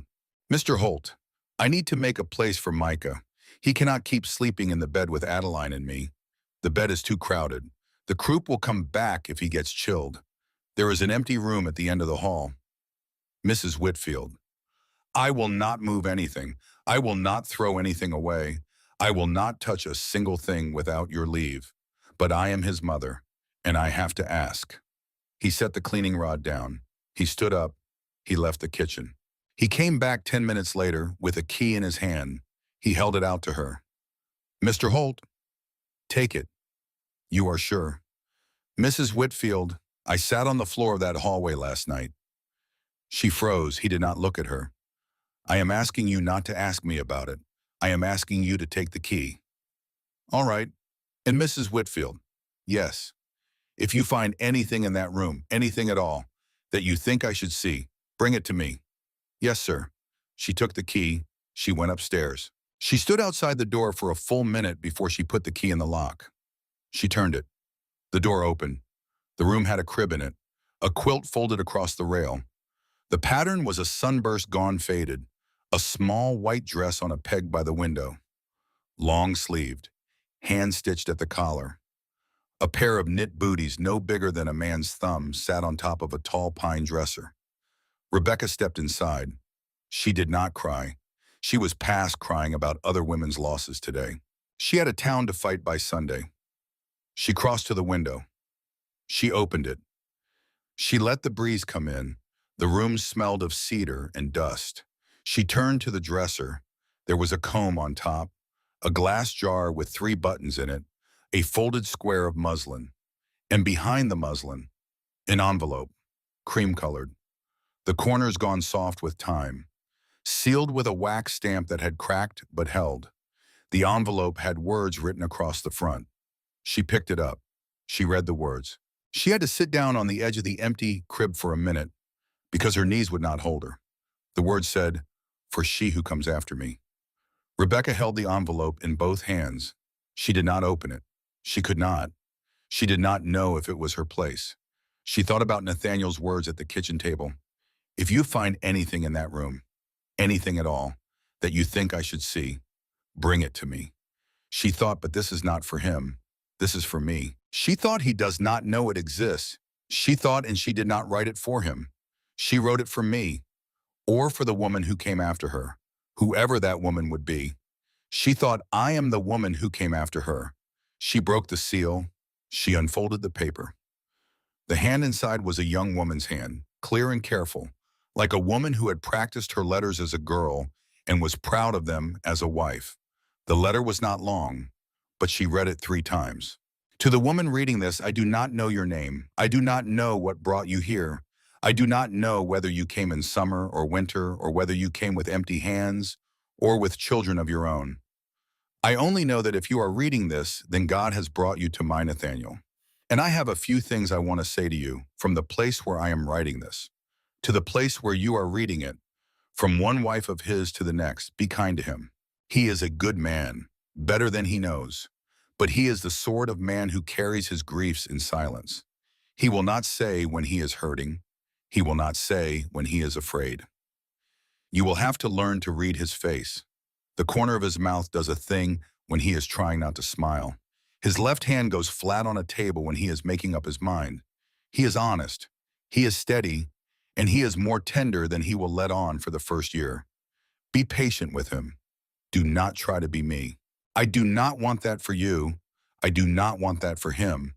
He did not love me because I was someone to be replaced. He loved me because I was Eleanor. He will love you because you are you, whatever your name is, whatever you have come through. Let him meet you. Do not give him a copy of me. I am writing this because the doctor came this morning. He did not say it, but I saw his face. I am 7 months along, and I have started bleeding. And I am not a fool. I know what is coming. I am writing this in the room my husband built for our daughter, while I still have the hand to write it. If she lives, burn this letter, she will not need it. If she does not, and if I do not, leave it where the woman who comes after me will find it, because no woman should walk into another woman's house without a word from the one who came before her. We are not strangers to each other. We have only not yet met, whoever you are. Thank you for loving him, even if it takes you a while to get there. Thank you for trying. Thank you for putting your foot into the door he closed when I died. Thank you for opening it. The dress on the peg was for her. Leave it there. He will need to see us for a while longer. One day he will be ready to take it down. He will tell you when. Do not take it down before he does. The booties on the dresser were knit by my mother. Bury them with him, not with me. He will want them with him at the end. God bless you, sister. God bless the children you bring through this door. God bless the ones you do not. God bless the man you find in this house. And God bless the woman you become inside it. Yours in a love that has not died, Eleanor Holt. February the 11th, 1883. Rebecca folded the letter. She held it against her chest. She sat on the edge of the empty crib, and she did something she had not done since the day she buried her husband. She wept without trying to be quiet. She wept for Eleanor Holt. She wept for the girl who never breathed. She wept for Nathaniel Holt sitting on a hallway floor. She wept for Henry Whitfield in his good shirt in the Missouri ground. She wept for the woman she had been 3 nights ago in a soaked barn. She wept for all of it. When she was done, she wiped her face on her sleeve. She picked up the letter. She went downstairs. She did not go to the kitchen. Nathaniel was on the back porch with a piece of leather and an awl, repairing the bridle she had seen hanging on a peg by the door. She came out. She closed the door behind her. She sat down on the porch step next to him. She put the letter in his hand. Mr. Holt. Mrs. Whitfield. This was in the room on top of the dresser, behind a folded piece of mail. It is addressed to the woman who comes after her. He looked at the envelope. He read the words on the front. He went very, very still. Mrs. Whitfield. I opened it. I am sorry. I read it. I read it 3 times. I do not regret reading it, because she wrote it for me. But you should read it now, because she also wrote it for you, whether she said so or not. He looked at her. She had never seen a man's face do what his face did in that moment. He unfolded the letter. He read it. She watched the corner of his mouth do that thing, the thing she now understood because Eleanor had told her about it in writing 7 minutes ago. He read it again. He read it a 3rd time. He did not cry, but his shoulders sagged, the way a man's shoulders sag when he has been holding something up for 4.5 years and is finally allowed to set it down. Mrs. Whitfield. Yes. I did not know. I know. She did not tell me. She would not have. She would not have wanted you to spend 4 years wondering whether to remarry. She would have wanted you to find the letter when you were ready, or when the woman was ready. Mrs. Whitfield? What? She wrote it to a stranger, and she put my whole heart in the stranger's hand. Yes, sir. I do not know what to do with that. Then do not do anything with it tonight. Put it on the kitchen mantel. Tomorrow we will be married. The day after tomorrow, we will fight Cornelius Vance. Some other day, some day we cannot see yet, you will know what to do with it. He nodded. He put the letter in his shirt pocket over his heart. He put his hand over the pocket and held it there for a long minute. She did not look at him. She gave him that. Mrs. Whitfield. Mr. Holt. Thank you. For what? For not opening that letter and keeping it to yourself. Mr. Holt? Yes. I would not have done that. To her. Or to you. No, ma'am. No, sir. She stood up. She brushed the porch dust off her skirt. She went back inside to start supper. That night, after the children were in bed, she sat at the kitchen table and she began to write letters. Not to Iowa, not to Missouri. 11 letters. She did not know yet who she would send them to. She would know by tomorrow. Tonight, she only knew this. She was going to be married in 12 hours. And she wasn't walking into that church on Sunday alone. She wrote until 11 o'clock. The candle burned down. She got up to fetch another from the box. She passed the kitchen window. She stopped. She did not move. A horse was crossing the yard. Bridled, saddled, moving fast. A man on its back. Crouched low. Riding hard. Cyrus. Cyrus on Cyrus's roan, riding hard down the road towards Stone Hollow at 11 o'clock at night, when no honest hand on a ranch had any business on a road at that hour. She watched him go. She did not raise an alarm. She did not go to the door. She did not wake Nathaniel. She stood at the window with her hand on the sill, and she watched Cyrus ride toward town. To tell Cornelius Vance that the widow in Nathaniel Holt's house was the same widow Beauregard Ashby had foreclosed in Boone County, and that Nathaniel Holt had a folded paper in his coat pocket that was going east on the Morning Post. And she watched the dust come up behind the horse, and she did not move, because she and Nathaniel Holt were going to be married at sunup, and Cornelius Vance could find out anything he liked at midnight. And the only thing in the world that mattered tonight was that the parsonage door opened in 7 hours. And Cyrus's roan was not going to ride faster than the morning. She went upstairs.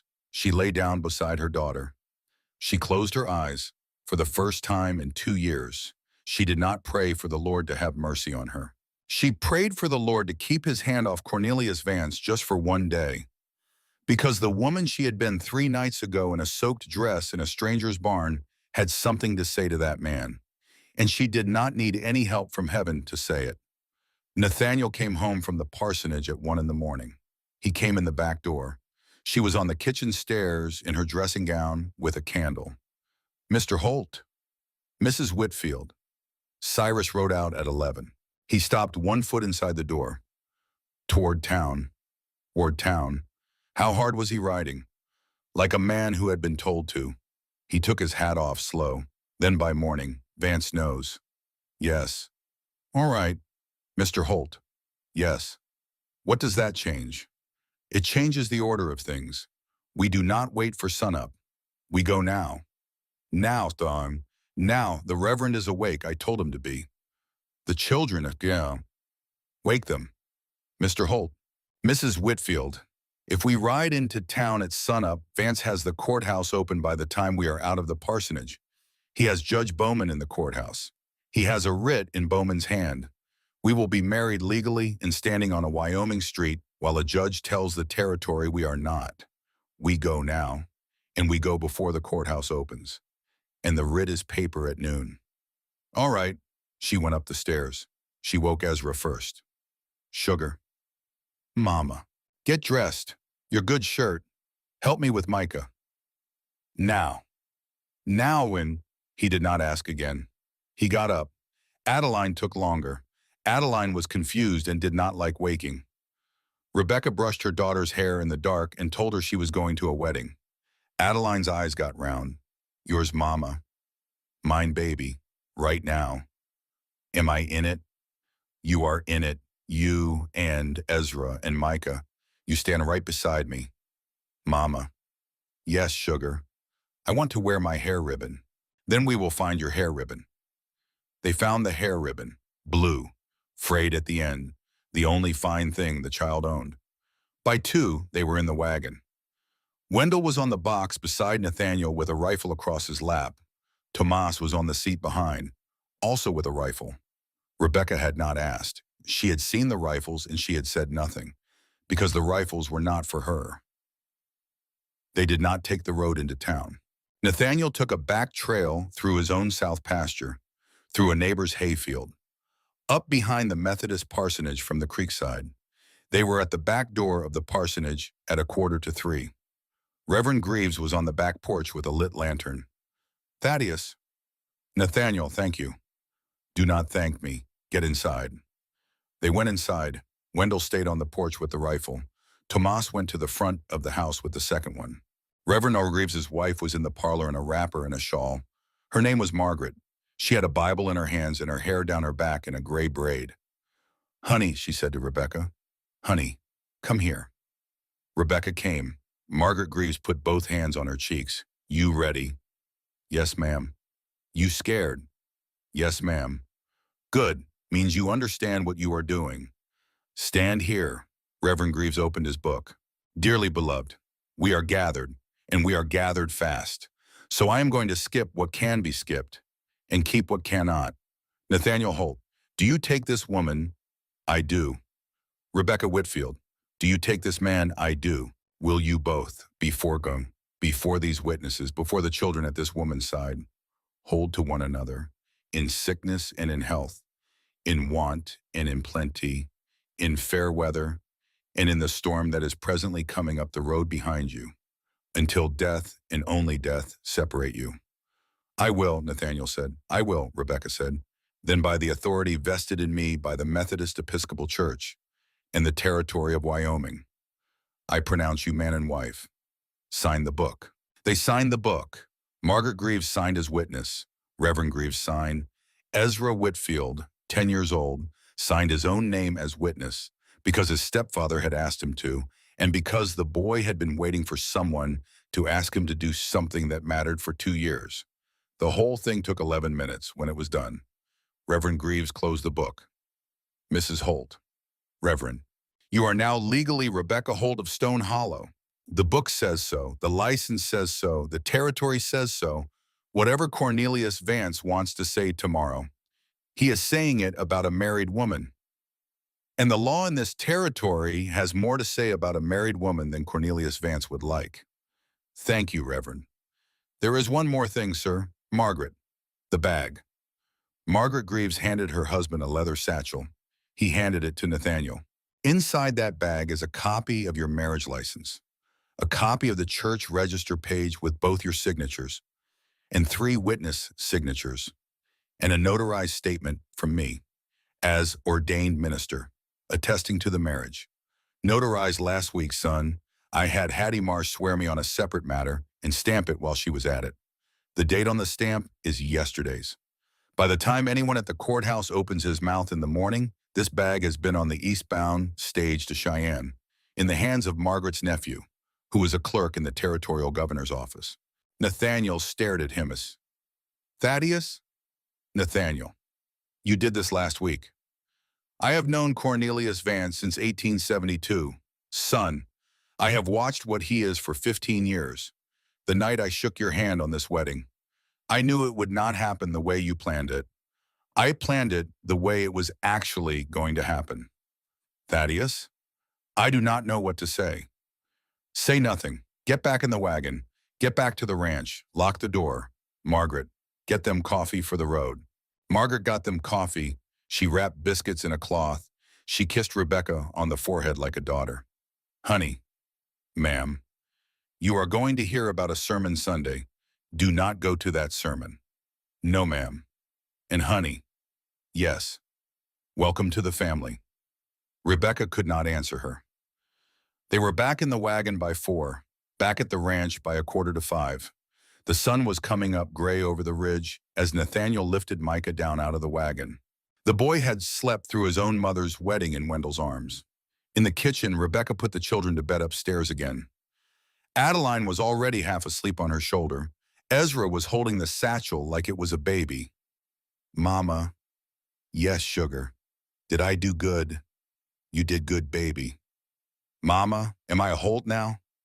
Yes, baby. He thought about that a long minute. Daddy, yes, sugar. Daddy would understand, wouldn't he? Yes, baby, he would. All right. He took himself off to bed. She came back down. Nathaniel was in the kitchen with Wendell and Tomas and a pot of coffee and 3 rifles. Mrs. Holt. She did not flinch at the name. She had been bracing for it. It did not feel as strange as she had thought. Mr. Holt. Sit down. She sat. Wendell. Boss. Tell her. Wendell sat across from her. He was 40-some and had a face like a piece of saddle leather and eyes that had seen more than they had told. Ma'am? Yes. Cyrus is not coming back. Did you? No, ma'am, I did not. I followed him from the bunkhouse last night when you saw him ride. I did not follow him to town. I followed him as far as a fork in the road, where a second rider met him. Tall man, long coat, out of place in this country. They rode together to a cabin 2 miles east of Vance's place. Cyrus went in. Cyrus did not come out for an hour. When he came out, he had a paper in his hand and a saddlebag he did not have when he went in. He rode east, not back to us, not back to town. East, toward Cheyenne. He has been paid off, Nathaniel said. Yes, sir. And the long coat man. Ashby, boss. Ashby is paying my hand. Ashby has been paying your hand.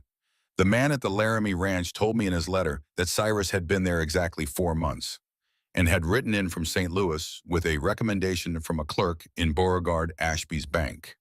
Cyrus has been Ashby's man before he ever stepped on your place. Wendell.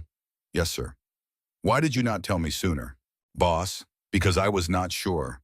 And a man does not destroy another man's livelihood on what he is not sure of. I was sure 4 weeks ago. I was bringing it to you the day Mrs. Holt walked in the door. And after that day, I waited, because I wanted to see what Cyrus did. When there was something for him to do. Now I have seen it. Nathaniel nodded once. All right, Wendell. Boss. Saddle 2 horses, you and Tomas. I want a man at each end of the road from sunup to sundown for the next 4 days. Anybody comes up that road, you stop them at the gate. I do not want a town gossip walking up to my porch. I do not want a Ritz server riding past the corral. I do not want anybody at all on this place that I have not invited. Anybody puts up an argument. You tell them this is private property of the Holt family, plural, and they can come back when they have an appointment. Yes, sir. And Wendell. Yes. You are foreman now. Boss, I have been foreman since '83. I'm putting it in your wages. All right, boss. Go. Wendell and Tomas went out. It was just the 2 of them at the table. Mr. Holt? Mrs. Holt? Do you suppose we are safe? For 4 days, yes. Long enough for the wild to reach Cheyenne, long enough for August Pendleton to write me back. And after 4 days? After 4 days, I do not know. All right. She poured him a cup of coffee. She poured one for herself. They drank in silence for a while. Mr. Holt. Yes. I have a thing to say to you. Say it. At the parsonage. I said I do. You did. I want you to know I meant it as more than paper. He set his cup down. Mrs. Holt. I am not saying I love you, sir, because I do not know yet, and I will not lie to you about it. But I am saying that when the Reverend asked me, will you, I did not answer the way a woman answers a contract. I answered the way a woman answers a vow. I want you to know that. He looked at her a long moment. Mrs. Holt. Yes. I want you to know I answered the same way. All right. All right. The day passed without an incident at the gate. Wendell turned away one rider in the morning, a young man with a Ritz server's badge who had come out from the courthouse with a paper. He left. He did not come back. By noon, a second rider came. Doc Ainsworth. Phineas. Nathaniel, I heard at noon. From who? Hattie Marsh. She came to my office at 11. She wanted me to know that a Ritz server was at the courthouse this morning at 7 with a sworn statement from Beauregard Ashby of St. Louis, testifying that the bride at last week's marriage license filing was a known fugitive of Missouri courts on charges of mortgage fraud, and that the marriage was therefore voidable. Rebecca set the knife down. Mortgage fraud, she said. Mrs. Holt, the writ alleges that you signed a foreclosure note in Boone County in '86 under a false name and absconded west to defraud a second husband. I signed my own name. I know, ma'am. I have the foreclosure paper. I have the signature. I have my husband's death certificate. I know that too. He is going to forge a record in Missouri. He is going to try, ma'am. The problem for him is that August Pendleton is a friend of mine as well as Nathaniel's. And I rode out of town an hour after Hattie came to me. And I posted a wire to Pendleton from the depot at Bufford. Pendleton will have the wire in his hand by supper time tonight. Doctor. Yes. Why are you doing this? Mrs. Holt. I delivered Eleanor Holt's body of a child that did not breathe. In February of '83, I sat with Nathaniel Holt the night he buried them both. I have not had to do anything for that man in 4.5 years because that man has not let anybody do anything for him. He has let me do something for him this week. I am not going to waste it. Rebecca sat down at the table. Thank you, doctor. Save your thanks. We are not done. What do you mean? Cornelius Vance has put a $50 reward on his counter for any man who brings him a piece of paper that proves you were in Missouri under a name not your own. $50, Mrs. Holt. There is going to be a man at his counter by Sunday with something. It will not be true. It will not have to be. All right. And there is the sermon. I know about the sermon. Brother Vance is going to preach Sunday on the woman taken in adultery. He is going to preach it with no name spoken. He is going to preach it at this house. Half the town will be in the pews. Doctor. Yes. Will the other half of the town be in the pews? He looked at her. What do you mean by that? I mean that this town has more than one half. I mean that Hattie Marsh is one half. Margaret Greaves is one half. You are one half.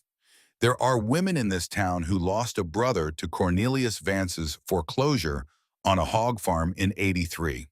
And I am told that woman has friends. I mean that I am tired, doctor, of sitting in a kitchen waiting for the other half of a town to come at me with a sermon. I would like to know who the friends are before Sunday. Doc Ainsworth sat down across from her. Mrs. Holt. Yes. I will bring you a list by tomorrow morning. Thank you. You are not what I expected, ma'am. Doctor, I have been told that all my life. I never figured out if it was a compliment. It is today. He left. That night, Rebecca and Nathaniel sat at the kitchen table by lamplight, and Rebecca began to write. To every name on the list, Doc Ainsworth named on his way out the door. To Hattie Marsh, to Margaret Greaves, to Cora Brennan, whose brother had lost the hog farm, to May Whitcomb, whose husband ran the feed store, to Lucinda Pike, whose homestead Vance had foreclosed in '85, to 3 other women whose names the doctor had given them. She wrote each letter the same. Mrs. So-and-so. My name is Rebecca Holt. I am the widow Nathaniel Holt, married yesterday morning at the parsonage. By Sunday you will hear about me from a pulpit. I am writing tonight to tell you the truth about myself. Before another woman tells you a story, if you will give me an hour of your time at my home this Saturday afternoon, I will have coffee and bread on the table, and I will answer any question you wish to ask me, with my husband present, and with the foreclosure paper from Boone County, Missouri on the table beside me. You are not obligated to come. You are not obligated to believe me, but I will not be told about in this town without standing up and being seen. Yours respectfully, Rebecca Holt. She wrote 11 of them. Nathaniel watched her write. He did not interrupt. When she signed the last one, he reached across the table and put his hand on top of hers. Mrs. Holt. Yes. I have been a man in this town for 21 years. I have not done what you just did at this table in 21 years. Done what? Ask the women. The women run the town, Mr. Holt. The men just count the money. Mrs. Holt. What? You are going to win this.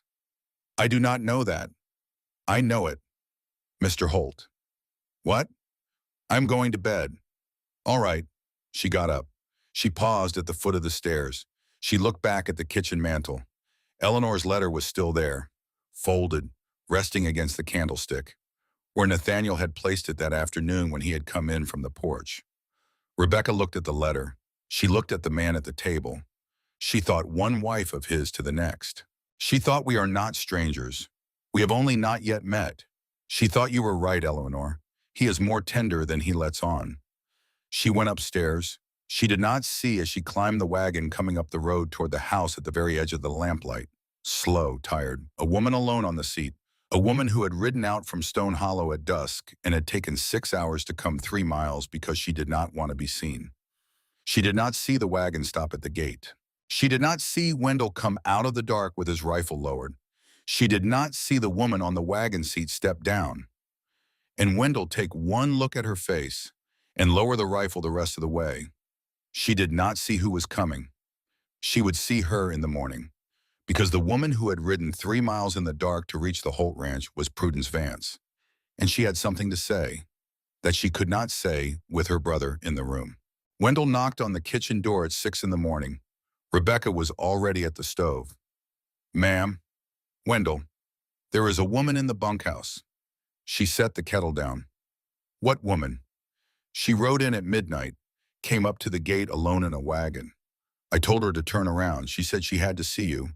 I told her not till morning. I let her sleep in the bunkhouse cot. I figured you would want to say." "Who is she?" "Ma'am." "Wendell, who?" "Prudence Vance." Rebecca went very still. She put both hands flat on the table. "Send for Mr. Holt.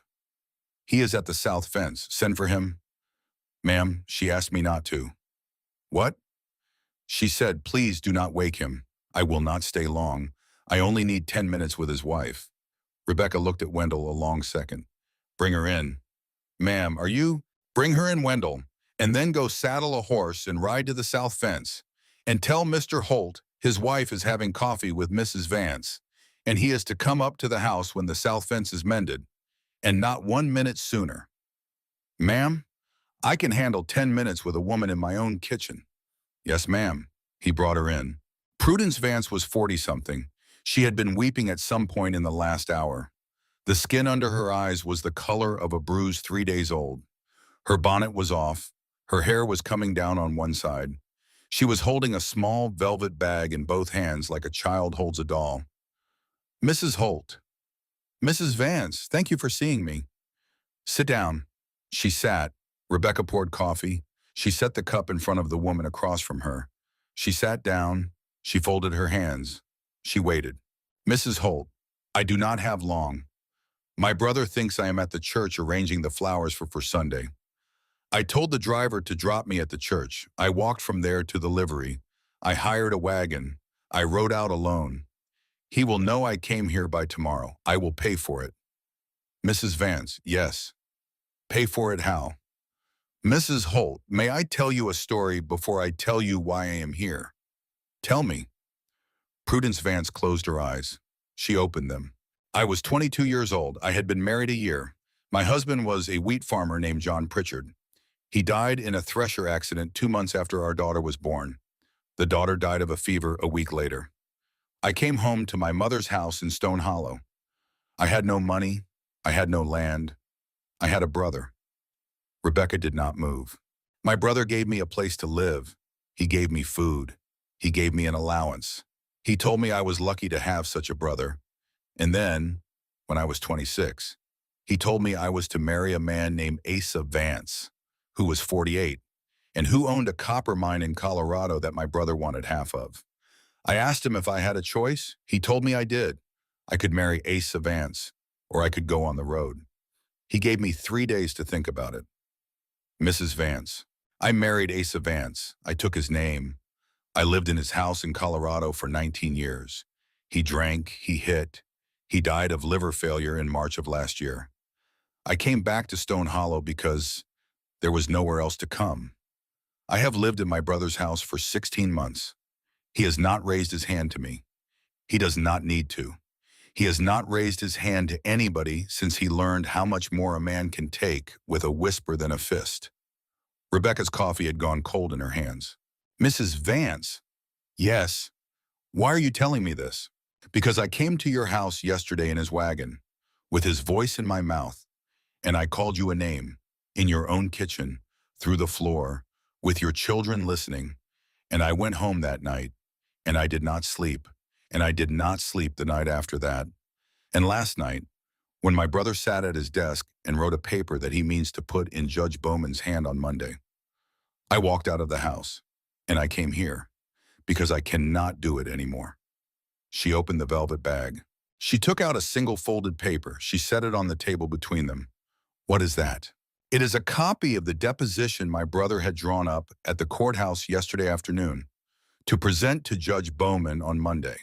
It states that your husband, Nathaniel Holt, is of unsound mind, that he has been declining for 4 years since his wife's death, that he has been seen by neighbors muttering to himself on his own porch, that he allowed a woman of unknown character to occupy his home, and that he subsequently entered into a sham marriage with said woman, in a state of confusion brought on by grief. Mrs. Vance, yes, that is a lie. All of it. Mrs. Holt, it is a lie. I sat in the room while he wrote. I poured the coffee while he wrote. I listened to him dictate it to a Cheyenne lawyer who had come up on the morning stage. I have been listening to him write papers like this for 30 years. Rebecca picked up the paper. She read it. She read it again. She set it down. Mrs. Vance, yes. Why are you giving this to me? Because there is more. She opened the velvet bag again. She took out a small, leather-bound notebook. My brother keeps a ledger of every man and woman in this county who owes him money, and of every man and woman he has driven out of this county on purpose. He thinks no one knows about the ledger. I know about the ledger, because I have dusted his office every morning for 16 months, and he leaves it in the same drawer, and I am his sister, so he does not lock the drawer. She slid the notebook across the table. Up one to the bag, the 12 pages. Rebecca opened it. She read on. She turned a page. She read. She turned another page. She did not speak. Names, addresses, dates, foreclosure amounts, resale amounts. A column at the right titled recipient, with another name beside each entry. Beauregard Ashby, Beauregard Ashby, Beauregard Ashby, Beauregard Ashby. Page after page. Boone County, Missouri, Lafayette County, Pike County, counties in Iowa, counties in Kansas, counties in Nebraska. A list of every farm Cornelius Vance and Beauregard Ashby had cleared in 12 states over 3 years. Mrs. Vance, yes. Do you know what this is? I know. Do you know what this would do in front of a federal examiner? I know. Why? Why what, Mrs. Holt? Why this? Why now? Why me? Prudence Vance did not answer for a long time. Then she said, because when you walked into that church on Sunday with 3 children and a husband, I am going to be in that pew, and my brother is going to be in his pew, and Brother Vance is going to preach a sermon at you. And I have sat in that pew for 16 months, and I have not said one word. And I cannot sit there one more Sunday with my mouth closed. Mrs. Vance, yes. You are not staying in his house after Sunday. No, ma'am. You are leaving. I am leaving.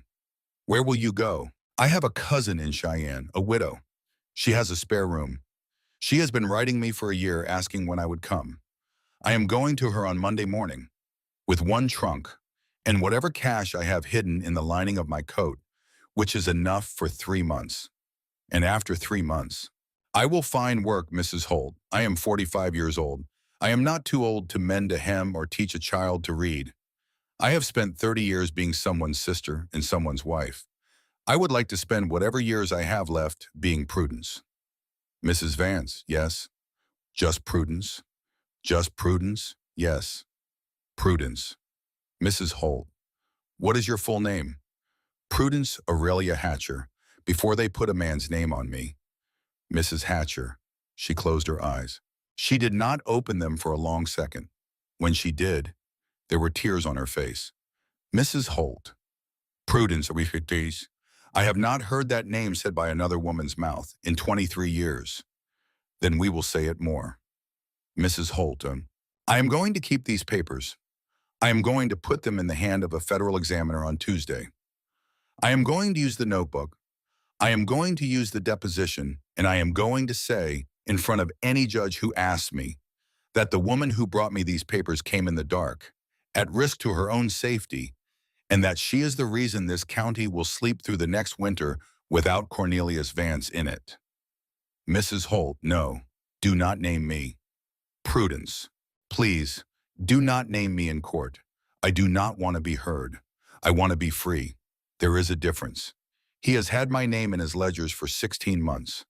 I would like to walk out of Stone Hollow with my name back in my own mouth, and nobody else's. All right, thank you.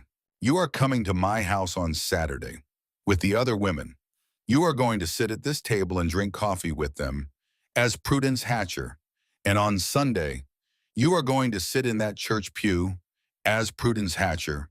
And on Monday, you are going to ride out of Stone Hollow on the morning stage as Prudence Hatcher. Mrs. Holt, yes, he will know I did this. He will. He cannot stop me on a stage. He cannot, not by Monday morning. By Monday morning, he will have other things to worry about. Yes. Drink your coffee, Prudence. It has gone cold. Prudence drank her coffee. It had gone cold. She drank it anyway. Nathaniel came into the kitchen at 8. Rebecca had Prudence in the parlor with Adeline on her lap. Adeline was showing her the blue ribbon. Prudence Hatcher was looking at the ribbon the way a woman looks at the first sunrise after a long winter. Rebecca took her husband into the kitchen. She put the deposition and the ledger in his hand. He read, he sat down, he read again. He put the ledger flat on the table. He put his hand over it. He did not speak. Mr. Holt? Mrs. Holt. This changes Sunday. It changes Sunday. How do we play it? We do not change a thing. We let Brother Vance preach his sermon. We let your women come to the house Saturday. We let Cornelius Vance walk into that church on Sunday morning with no idea what is in his sister's bonnet and what is on a wire to August Pendleton tonight. You are going to wire Pendleton tonight. I am going to ride to Bufford after dark. I am going to wire him from the depot.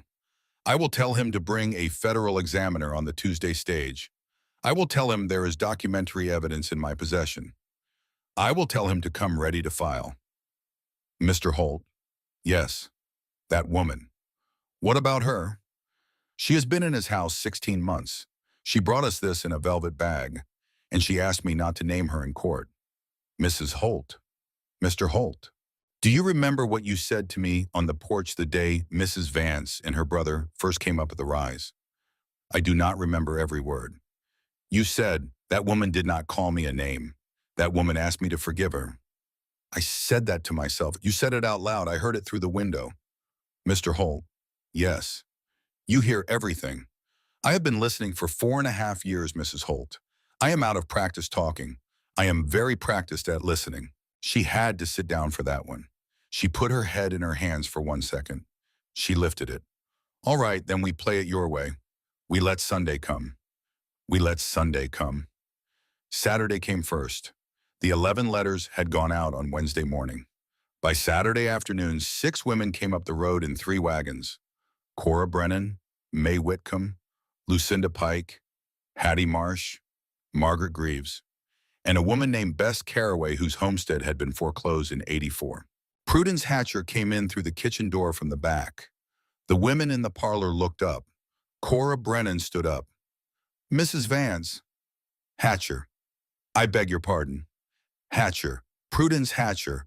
I am no longer Mrs. Vance. I will not be Mrs. Vance after Monday. And I would be obliged if my old name was said in this room, while there is still a room willing to say it.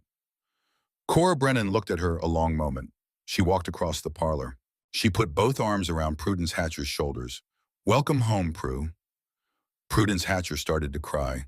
So did Cora. So did May. So did Lucinda.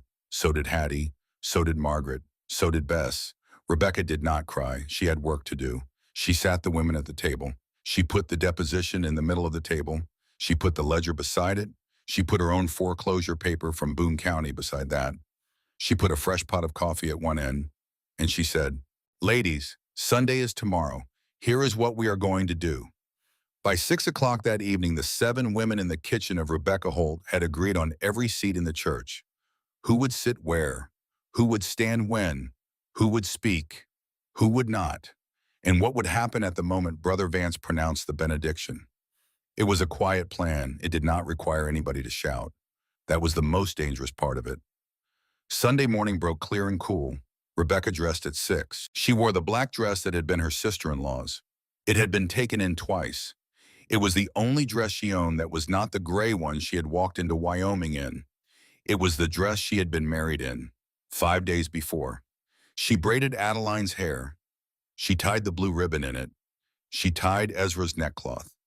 She put Micah in the small white shirt that had been folded in the cedar chest at the foot of Eleanor Holt's bed, untouched for 4.5 years. When she came down the stairs, Nathaniel was at the door in his black coat. "Mrs. Holt." "Mr. Holt, you ready?" "I have been ready since Tuesday." "Then let us go to church." They walked into the Methodist Church of Stone Hollow at 7 minutes before 11. On a Sunday morning in July of 1887, the pews were full, every head turned. Prudence Hatcher was in the second row on the left, in a navy dress nobody in Stone Hollow had ever seen her wear before. She had a small leather valise under her seat. The valise contained her clothes, 3 months of bourgeois sewn into her coat lining, a Bible that had belonged to her mother, and a ticket for the Monday morning stage to Cheyenne. Cornelius Vance was in the front row on the right. He did not look at his sister. He had no idea she was leaving. Brother Vance was already in the pulpit, with his Bible open and his face arranged. Rebecca walked up the center aisle with her 3 children and her husband. She did not look at Cornelius Vance. She sat in the front pew on the left. Cora Brennan came in behind her with May Whitcomb on her arm. Bess Caraway came in with her 16-year-old daughter. Hattie Marsh came in alone and sat on the front pew on the right side, 4 feet from Cornelius Vance. She did not look at him. Doc Ainsworth came in last. He did not sit. He stood at the back of the church with a folded paper in his hand, and he stayed standing. Brother Vance cleared his throat. He preached the sermon he had come to preach. He preached the woman taken in adultery for 41 minutes. He preached her without naming her. He preached the dangers of charity to women of unknown origin. He preached the grief of widowers preyed upon. He preached the disorder of households built on lies. And he did all of it without once looking at the front pew on the left. And Rebecca Holt sat with her hands folded over her Bible, and Micah on her lap, and Adeline against her shoulder. And she did not move once. When he was done, Brother Vance pronounced the benediction. The congregation said, "Amen." Brother Vance stepped down from the pulpit. Rebecca stood up. She turned around. She did not face the pulpit. She faced the congregation. The room went still. Friends. She had not planned to call them friends. The word came out anyway. "Friends, my name is Rebecca Holt. I was Rebecca Whitfield of Boone County, Missouri, and before that I was Rebecca Lassiter of Lafayette County, and I was widowed in May of 1885, and I lost my farm in February of 1886 to a foreclosure signed by a banker named Beauregard Ashby of St. Louis. I have the foreclosure paper in my reticule. I have my husband's death certificate. I have the deed to a farm I no longer own. I will read any of those papers aloud to any person in this room who asks me to." Nobody spoke. 6 days ago, I walked into Stone Hollow with 3 children and no shoes that would last another week. Mr. Holt found me in his barn in a thunderstorm. Mr. Holt took us in. Mr. Holt married me on Tuesday morning at the parsonage of Reverend Thaddeus Greaves, who is presently in Cheyenne, and who signed his name to our license, in front of his wife and my oldest boy. She paused. She looked at the people in the pews. She looked at the women who had come up her road on Saturday. She looked at the men who had not. Brother Vance preached a fine sermon this morning. I do not begrudge him a word of it. I am not the woman he preached. I never have been. She turned to the front row on the right. She looked at Cornelius Vance for the first time. "Mr. Vance." He did not answer. "Mr. Vance, the foreclosure paper that put me on the road from Missouri carries your signature in the syndicate column. You are the partner of the man who took my husband's farm. You are the partner of the man who took 30-some other Boone County farms. And you are the man who put a $50 reward on the counter of your bank for any soul in this town who would bring you a forged paper saying, 'I am other than I am.'" Cornelius Vance's mouth opened. "Mrs. Holt." "I am not finished, sir." His mouth closed. "Doc Ainsworth, would you come forward?" Doc Ainsworth came up the aisle. He held out the folded paper. Cornelius Vance took it, because every eye in that room was on his hand.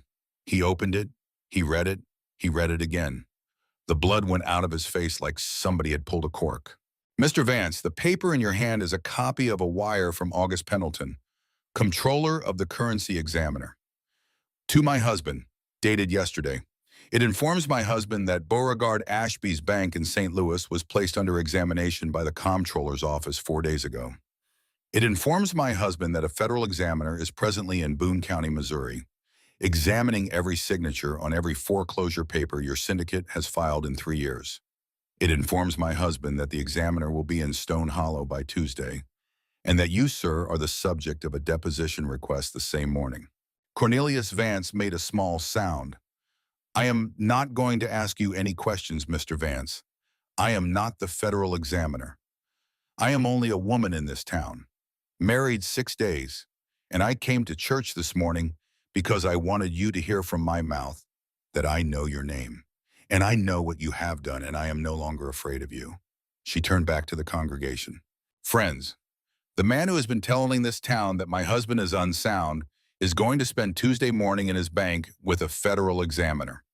The man who has been preaching this morning about widows of unknown origin is going to find that the widow he preached has a paper trail longer than his pulpit. I am not asking any of you to believe me on my word.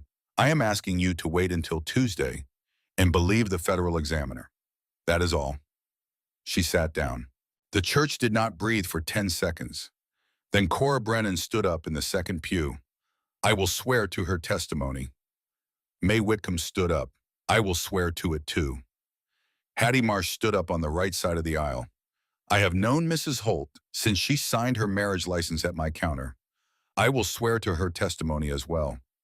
Bess Caraway stood up. I will swear to her. Doc Ainsworth still stood at the back of the church. I will swear to her. A man in the fourth row stood up. Rebecca did not know him. He was old. He had a beard down to his belt buckle. My name is Otis Hadley. Cornelius Vance foreclosed my homestead 3 years back on a note I had paid in full. I have the receipt. I will swear to her. A woman in the sixth row stood up. I will swear to her. A young man near the back. I will swear to her. A woman in a gray bonnet near the door. I will swear to her. By the time the standing was done, over 20 souls in the Methodist Church of Stone Hollow were on their feet. Later, when Rebecca tried to count, she said there must have been 22, maybe more. She had stopped counting somewhere in the middle. And then, the very last one. Prudence Hatcher stood up. In the second pew on the left, Cornelius Vance had not looked at her once during the sermon. He did not look at her now. He could not, because she was looking at him. Prudence Hatcher did not speak. She did not need to. She was the last one standing, and every soul in that church understood what her standing meant. Cornelius Vance stood up. He did not look at his sister. He did not look at Rebecca Holt. He walked down the aisle past 20-some standing souls and out the church door. Prudence Hatcher sat back down. She picked up her valise. She put it on her lap. She held it in both hands like a child holds a doll. She did not look at anybody. She just sat there, looking forward, holding her bag, like she was already on the stage. Rebecca turned in her pew. She caught Prudence's eye. Prudence Hatcher gave her one small nod. That was all. Cornelius Vance was on the eastbound stage out of Stone Hollow by Tuesday morning, 2 hours before the federal examiner arrived from Cheyenne with August Pendleton. He was found in Denver in October. He was brought back in irons, indicted in the spring of 1888 on 17 counts of fraud, sentenced to 11 years in a federal prison in Kansas. Beauregard Ashby was caught in New Orleans in November. He was given 14, but that was later. What mattered on the Sunday morning in the Methodist Church of Stone Hollow was this: Cornelius Vance walked out. 22 people stayed standing. Prudence Hatcher was the last to sit down, and Brother Vance stood by the door of the vestry with his Bible held in front of him like a shield, and the congregation filed out into the sunshine. And not one soul in that congregation leaving the church looked at Rebecca Holt as anything other than what she was, which was the wife of Nathaniel Holt, which was a woman of Stone Hollow, which was a mother of 3 children, all of them named Holt, and all of them standing in the aisle holding her hand or her skirt or her sleeve, and all of them looking at her like she had hung the morning sun. Outside the church on the steps, Cora Brennan put both arms around her. Honey, Cora, you did it. We did it. Yes, honey, we did it. Monday morning at sunup, Prudence Hatcher walked into the stage office in Stone Hollow with one trunk. She bought her ticket. She climbed onto the seat. The driver shut the door. The horses pulled. Rebecca and Nathaniel stood across the street. They had risen at 4 to ride in. Prudence Hatcher saw them through the window. She lifted one gloved hand. She did not wave. She just lifted it, held it, let it sit in the air between them for a long moment, like a goodbye that did not need a word. Then the stage rolled, and Prudence Hatcher of Stone Hollow, who had been Mrs. Vance for 19 years, who had been her brother's sister for 30 years, who had been silent for 16 months in his house, was gone. Rebecca did not cry in the street. She would do that in the kitchen later. Nathaniel put his hand on the small of her back. Mrs. Holt, Mr. Holt, let us go home. Yes, sir. The summer of 1887 turned into the autumn.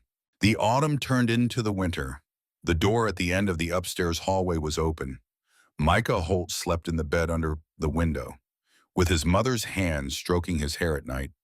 The small white dress stayed on its peg. Adeline Holt tied her blue ribbon to its sleeve at Christmas because she had asked her mother who the dress had belonged to, and her mother had told her. And Adeline had cried, and then Adeline had gone and gotten her own ribbon. Ezra Holt rode horses with Wendell every afternoon after school. By the spring, he could rope a calf.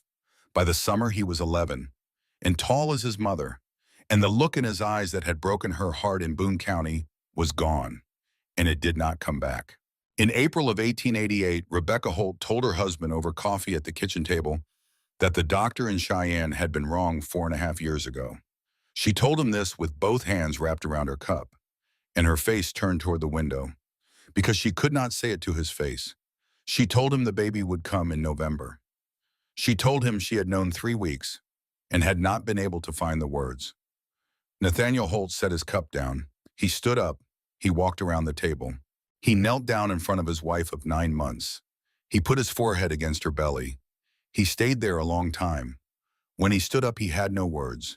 He kissed her forehead. He went outside. He walked all the way to the south pasture and back. He came in at supper and sat down at the table with his 3 children and his wife. He picked up his fork. Ezra said grace. Adeline spilled the gravy. Micah laughed. Nathaniel looked across his table at Rebecca. Mrs. Holt. Mr. Holt, I have been a man awake for 9 months. Yes, I would like to stay awake. All right. The baby came on the 18th of November. She was a girl. They named her Ellie Mae. She lived. She was a hard birth. And she lived. And her mother lived. And Doc Ainsworth stayed 3 days in the spare room to be sure of it. And on the 3rd morning, he came down the stairs and told Nathaniel Holt that the doctor in Cheyenne in '83 had been wrong about a great many things. In June of 1889, the federal court in St. Louis returned the proceeds of the Ashby foreclosures to the dispossessed. Rebecca Holt received $742, which was the appraised value of her husband's farm, minus the mortgage he had paid down before he died. She did not keep the money. She put it in a separate account at a Cheyenne bank. And she told her husband it was for Ezra when he was 21, because that boy had carried his sisters and his mother on his 10-year-old back across 400 miles. And that boy was going to start his life with something his father had paid for, in the only way he had been able. A letter came in July of 1889. It was addressed to Mrs. Rebecca Holt, Stone Hollow, Wyoming Territory. The handwriting was a woman's. Rebecca opened it on the porch. Dear Mrs. Holt, I write to you from a small house in Cheyenne. The garden is mine. The clothesline is mine. The kettle is mine. The room I sleep in is mine. I have not had a room of my own since I was 21 years old. I teach reading to 4 little girls on Tuesday and Thursday afternoons. Their mother is a friend of my cousin's. I am paid in eggs and apples and small bills. I have been paid in apples and small bills for 10 months, and I have not been hungry, and I have not been afraid, and I cannot tell you what that has meant. I think of you often. I think of your daughter Adeline. I think of the ribbon. I think of the morning I sat at your kitchen table, with the coffee in my hand and the velvet bag in my lap. And I knew before I came that you would not turn me away. Because women like you do not turn women like me away. I read in the Cheyenne paper that your husband's case against my brother's syndicate ended in March. I read the numbers. I do not feel pity for him. I do not feel grief. I feel something more like daylight, as if a long shutter has been opened in a house I lived in for 30 years, and I am only now seeing the dust. Mrs. Holt, my cousin, is teaching me to drive a buggy. I bought one last week with the second half of the money I had hidden in my coat lining. The horse is a gentle gray mare. Her name is Ruth. I named her myself. I have named almost nothing in my life that was my own to name. I named the mare Ruth because Ruth went where her heart led her, and I am old enough now to do the same. Tell Adeline I think of the ribbon. Tell your husband I think of his porch. Tell yourself I think of the coffee. Yours in friendship that is owed and freely given. Prudence Hatcher. Rebecca read the letter 3 times on the porch. She put it in the pocket of her apron. She went into the house. She found the wooden box where she kept Eleanor Holt's letter. She laid Prudence Hatcher's letter inside the box, folded, on top of Eleanor's. She closed the lid. She did not say a word to anyone about the letter that evening. But that night, after the children were in bed, she opened the box again, and she sat on the edge of Ellie Mae's crib, and she read both letters one after the other, and she put them back. She thought there were 2 women in my life who saved me, and I never met one of them, and the other one I met only twice, and both of them put their words on paper, because that was the only way they could reach me. She thought one day I am going to write words on paper for some woman I have not met yet, for some woman who has not yet walked through the worst night of her life. She thought I will tell her. Get in my wagon, sister. There is room. She closed the box. She set it on the dresser. She went to bed. July of 1889. 2 years to the day from the night Nathaniel Holt found a soaked widow in his barn. The Holt family stood on the porch of the ranch they had defended together.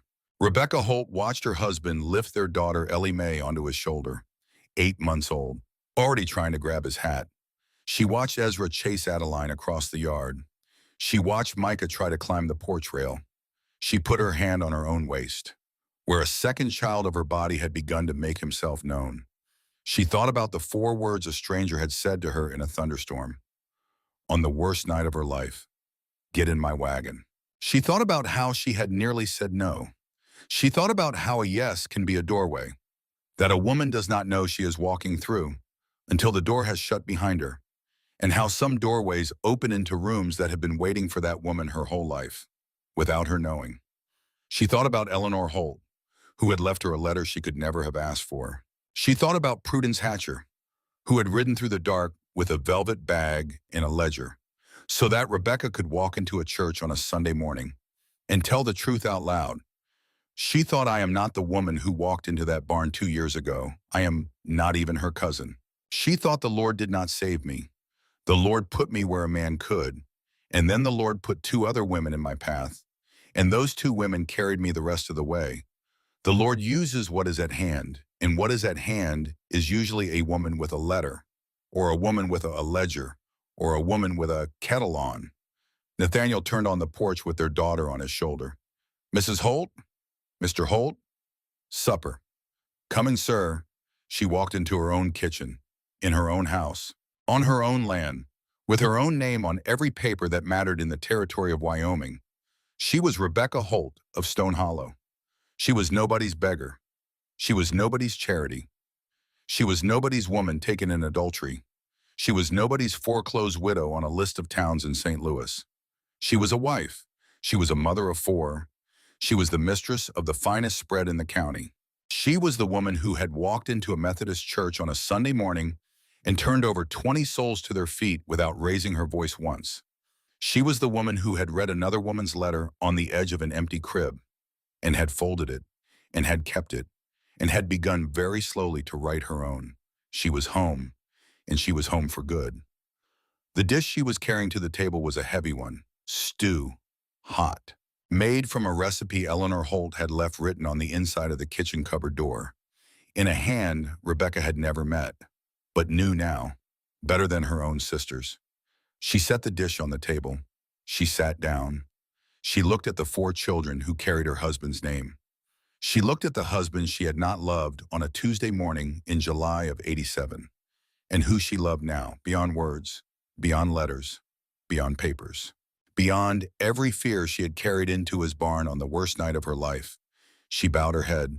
The family bowed with her.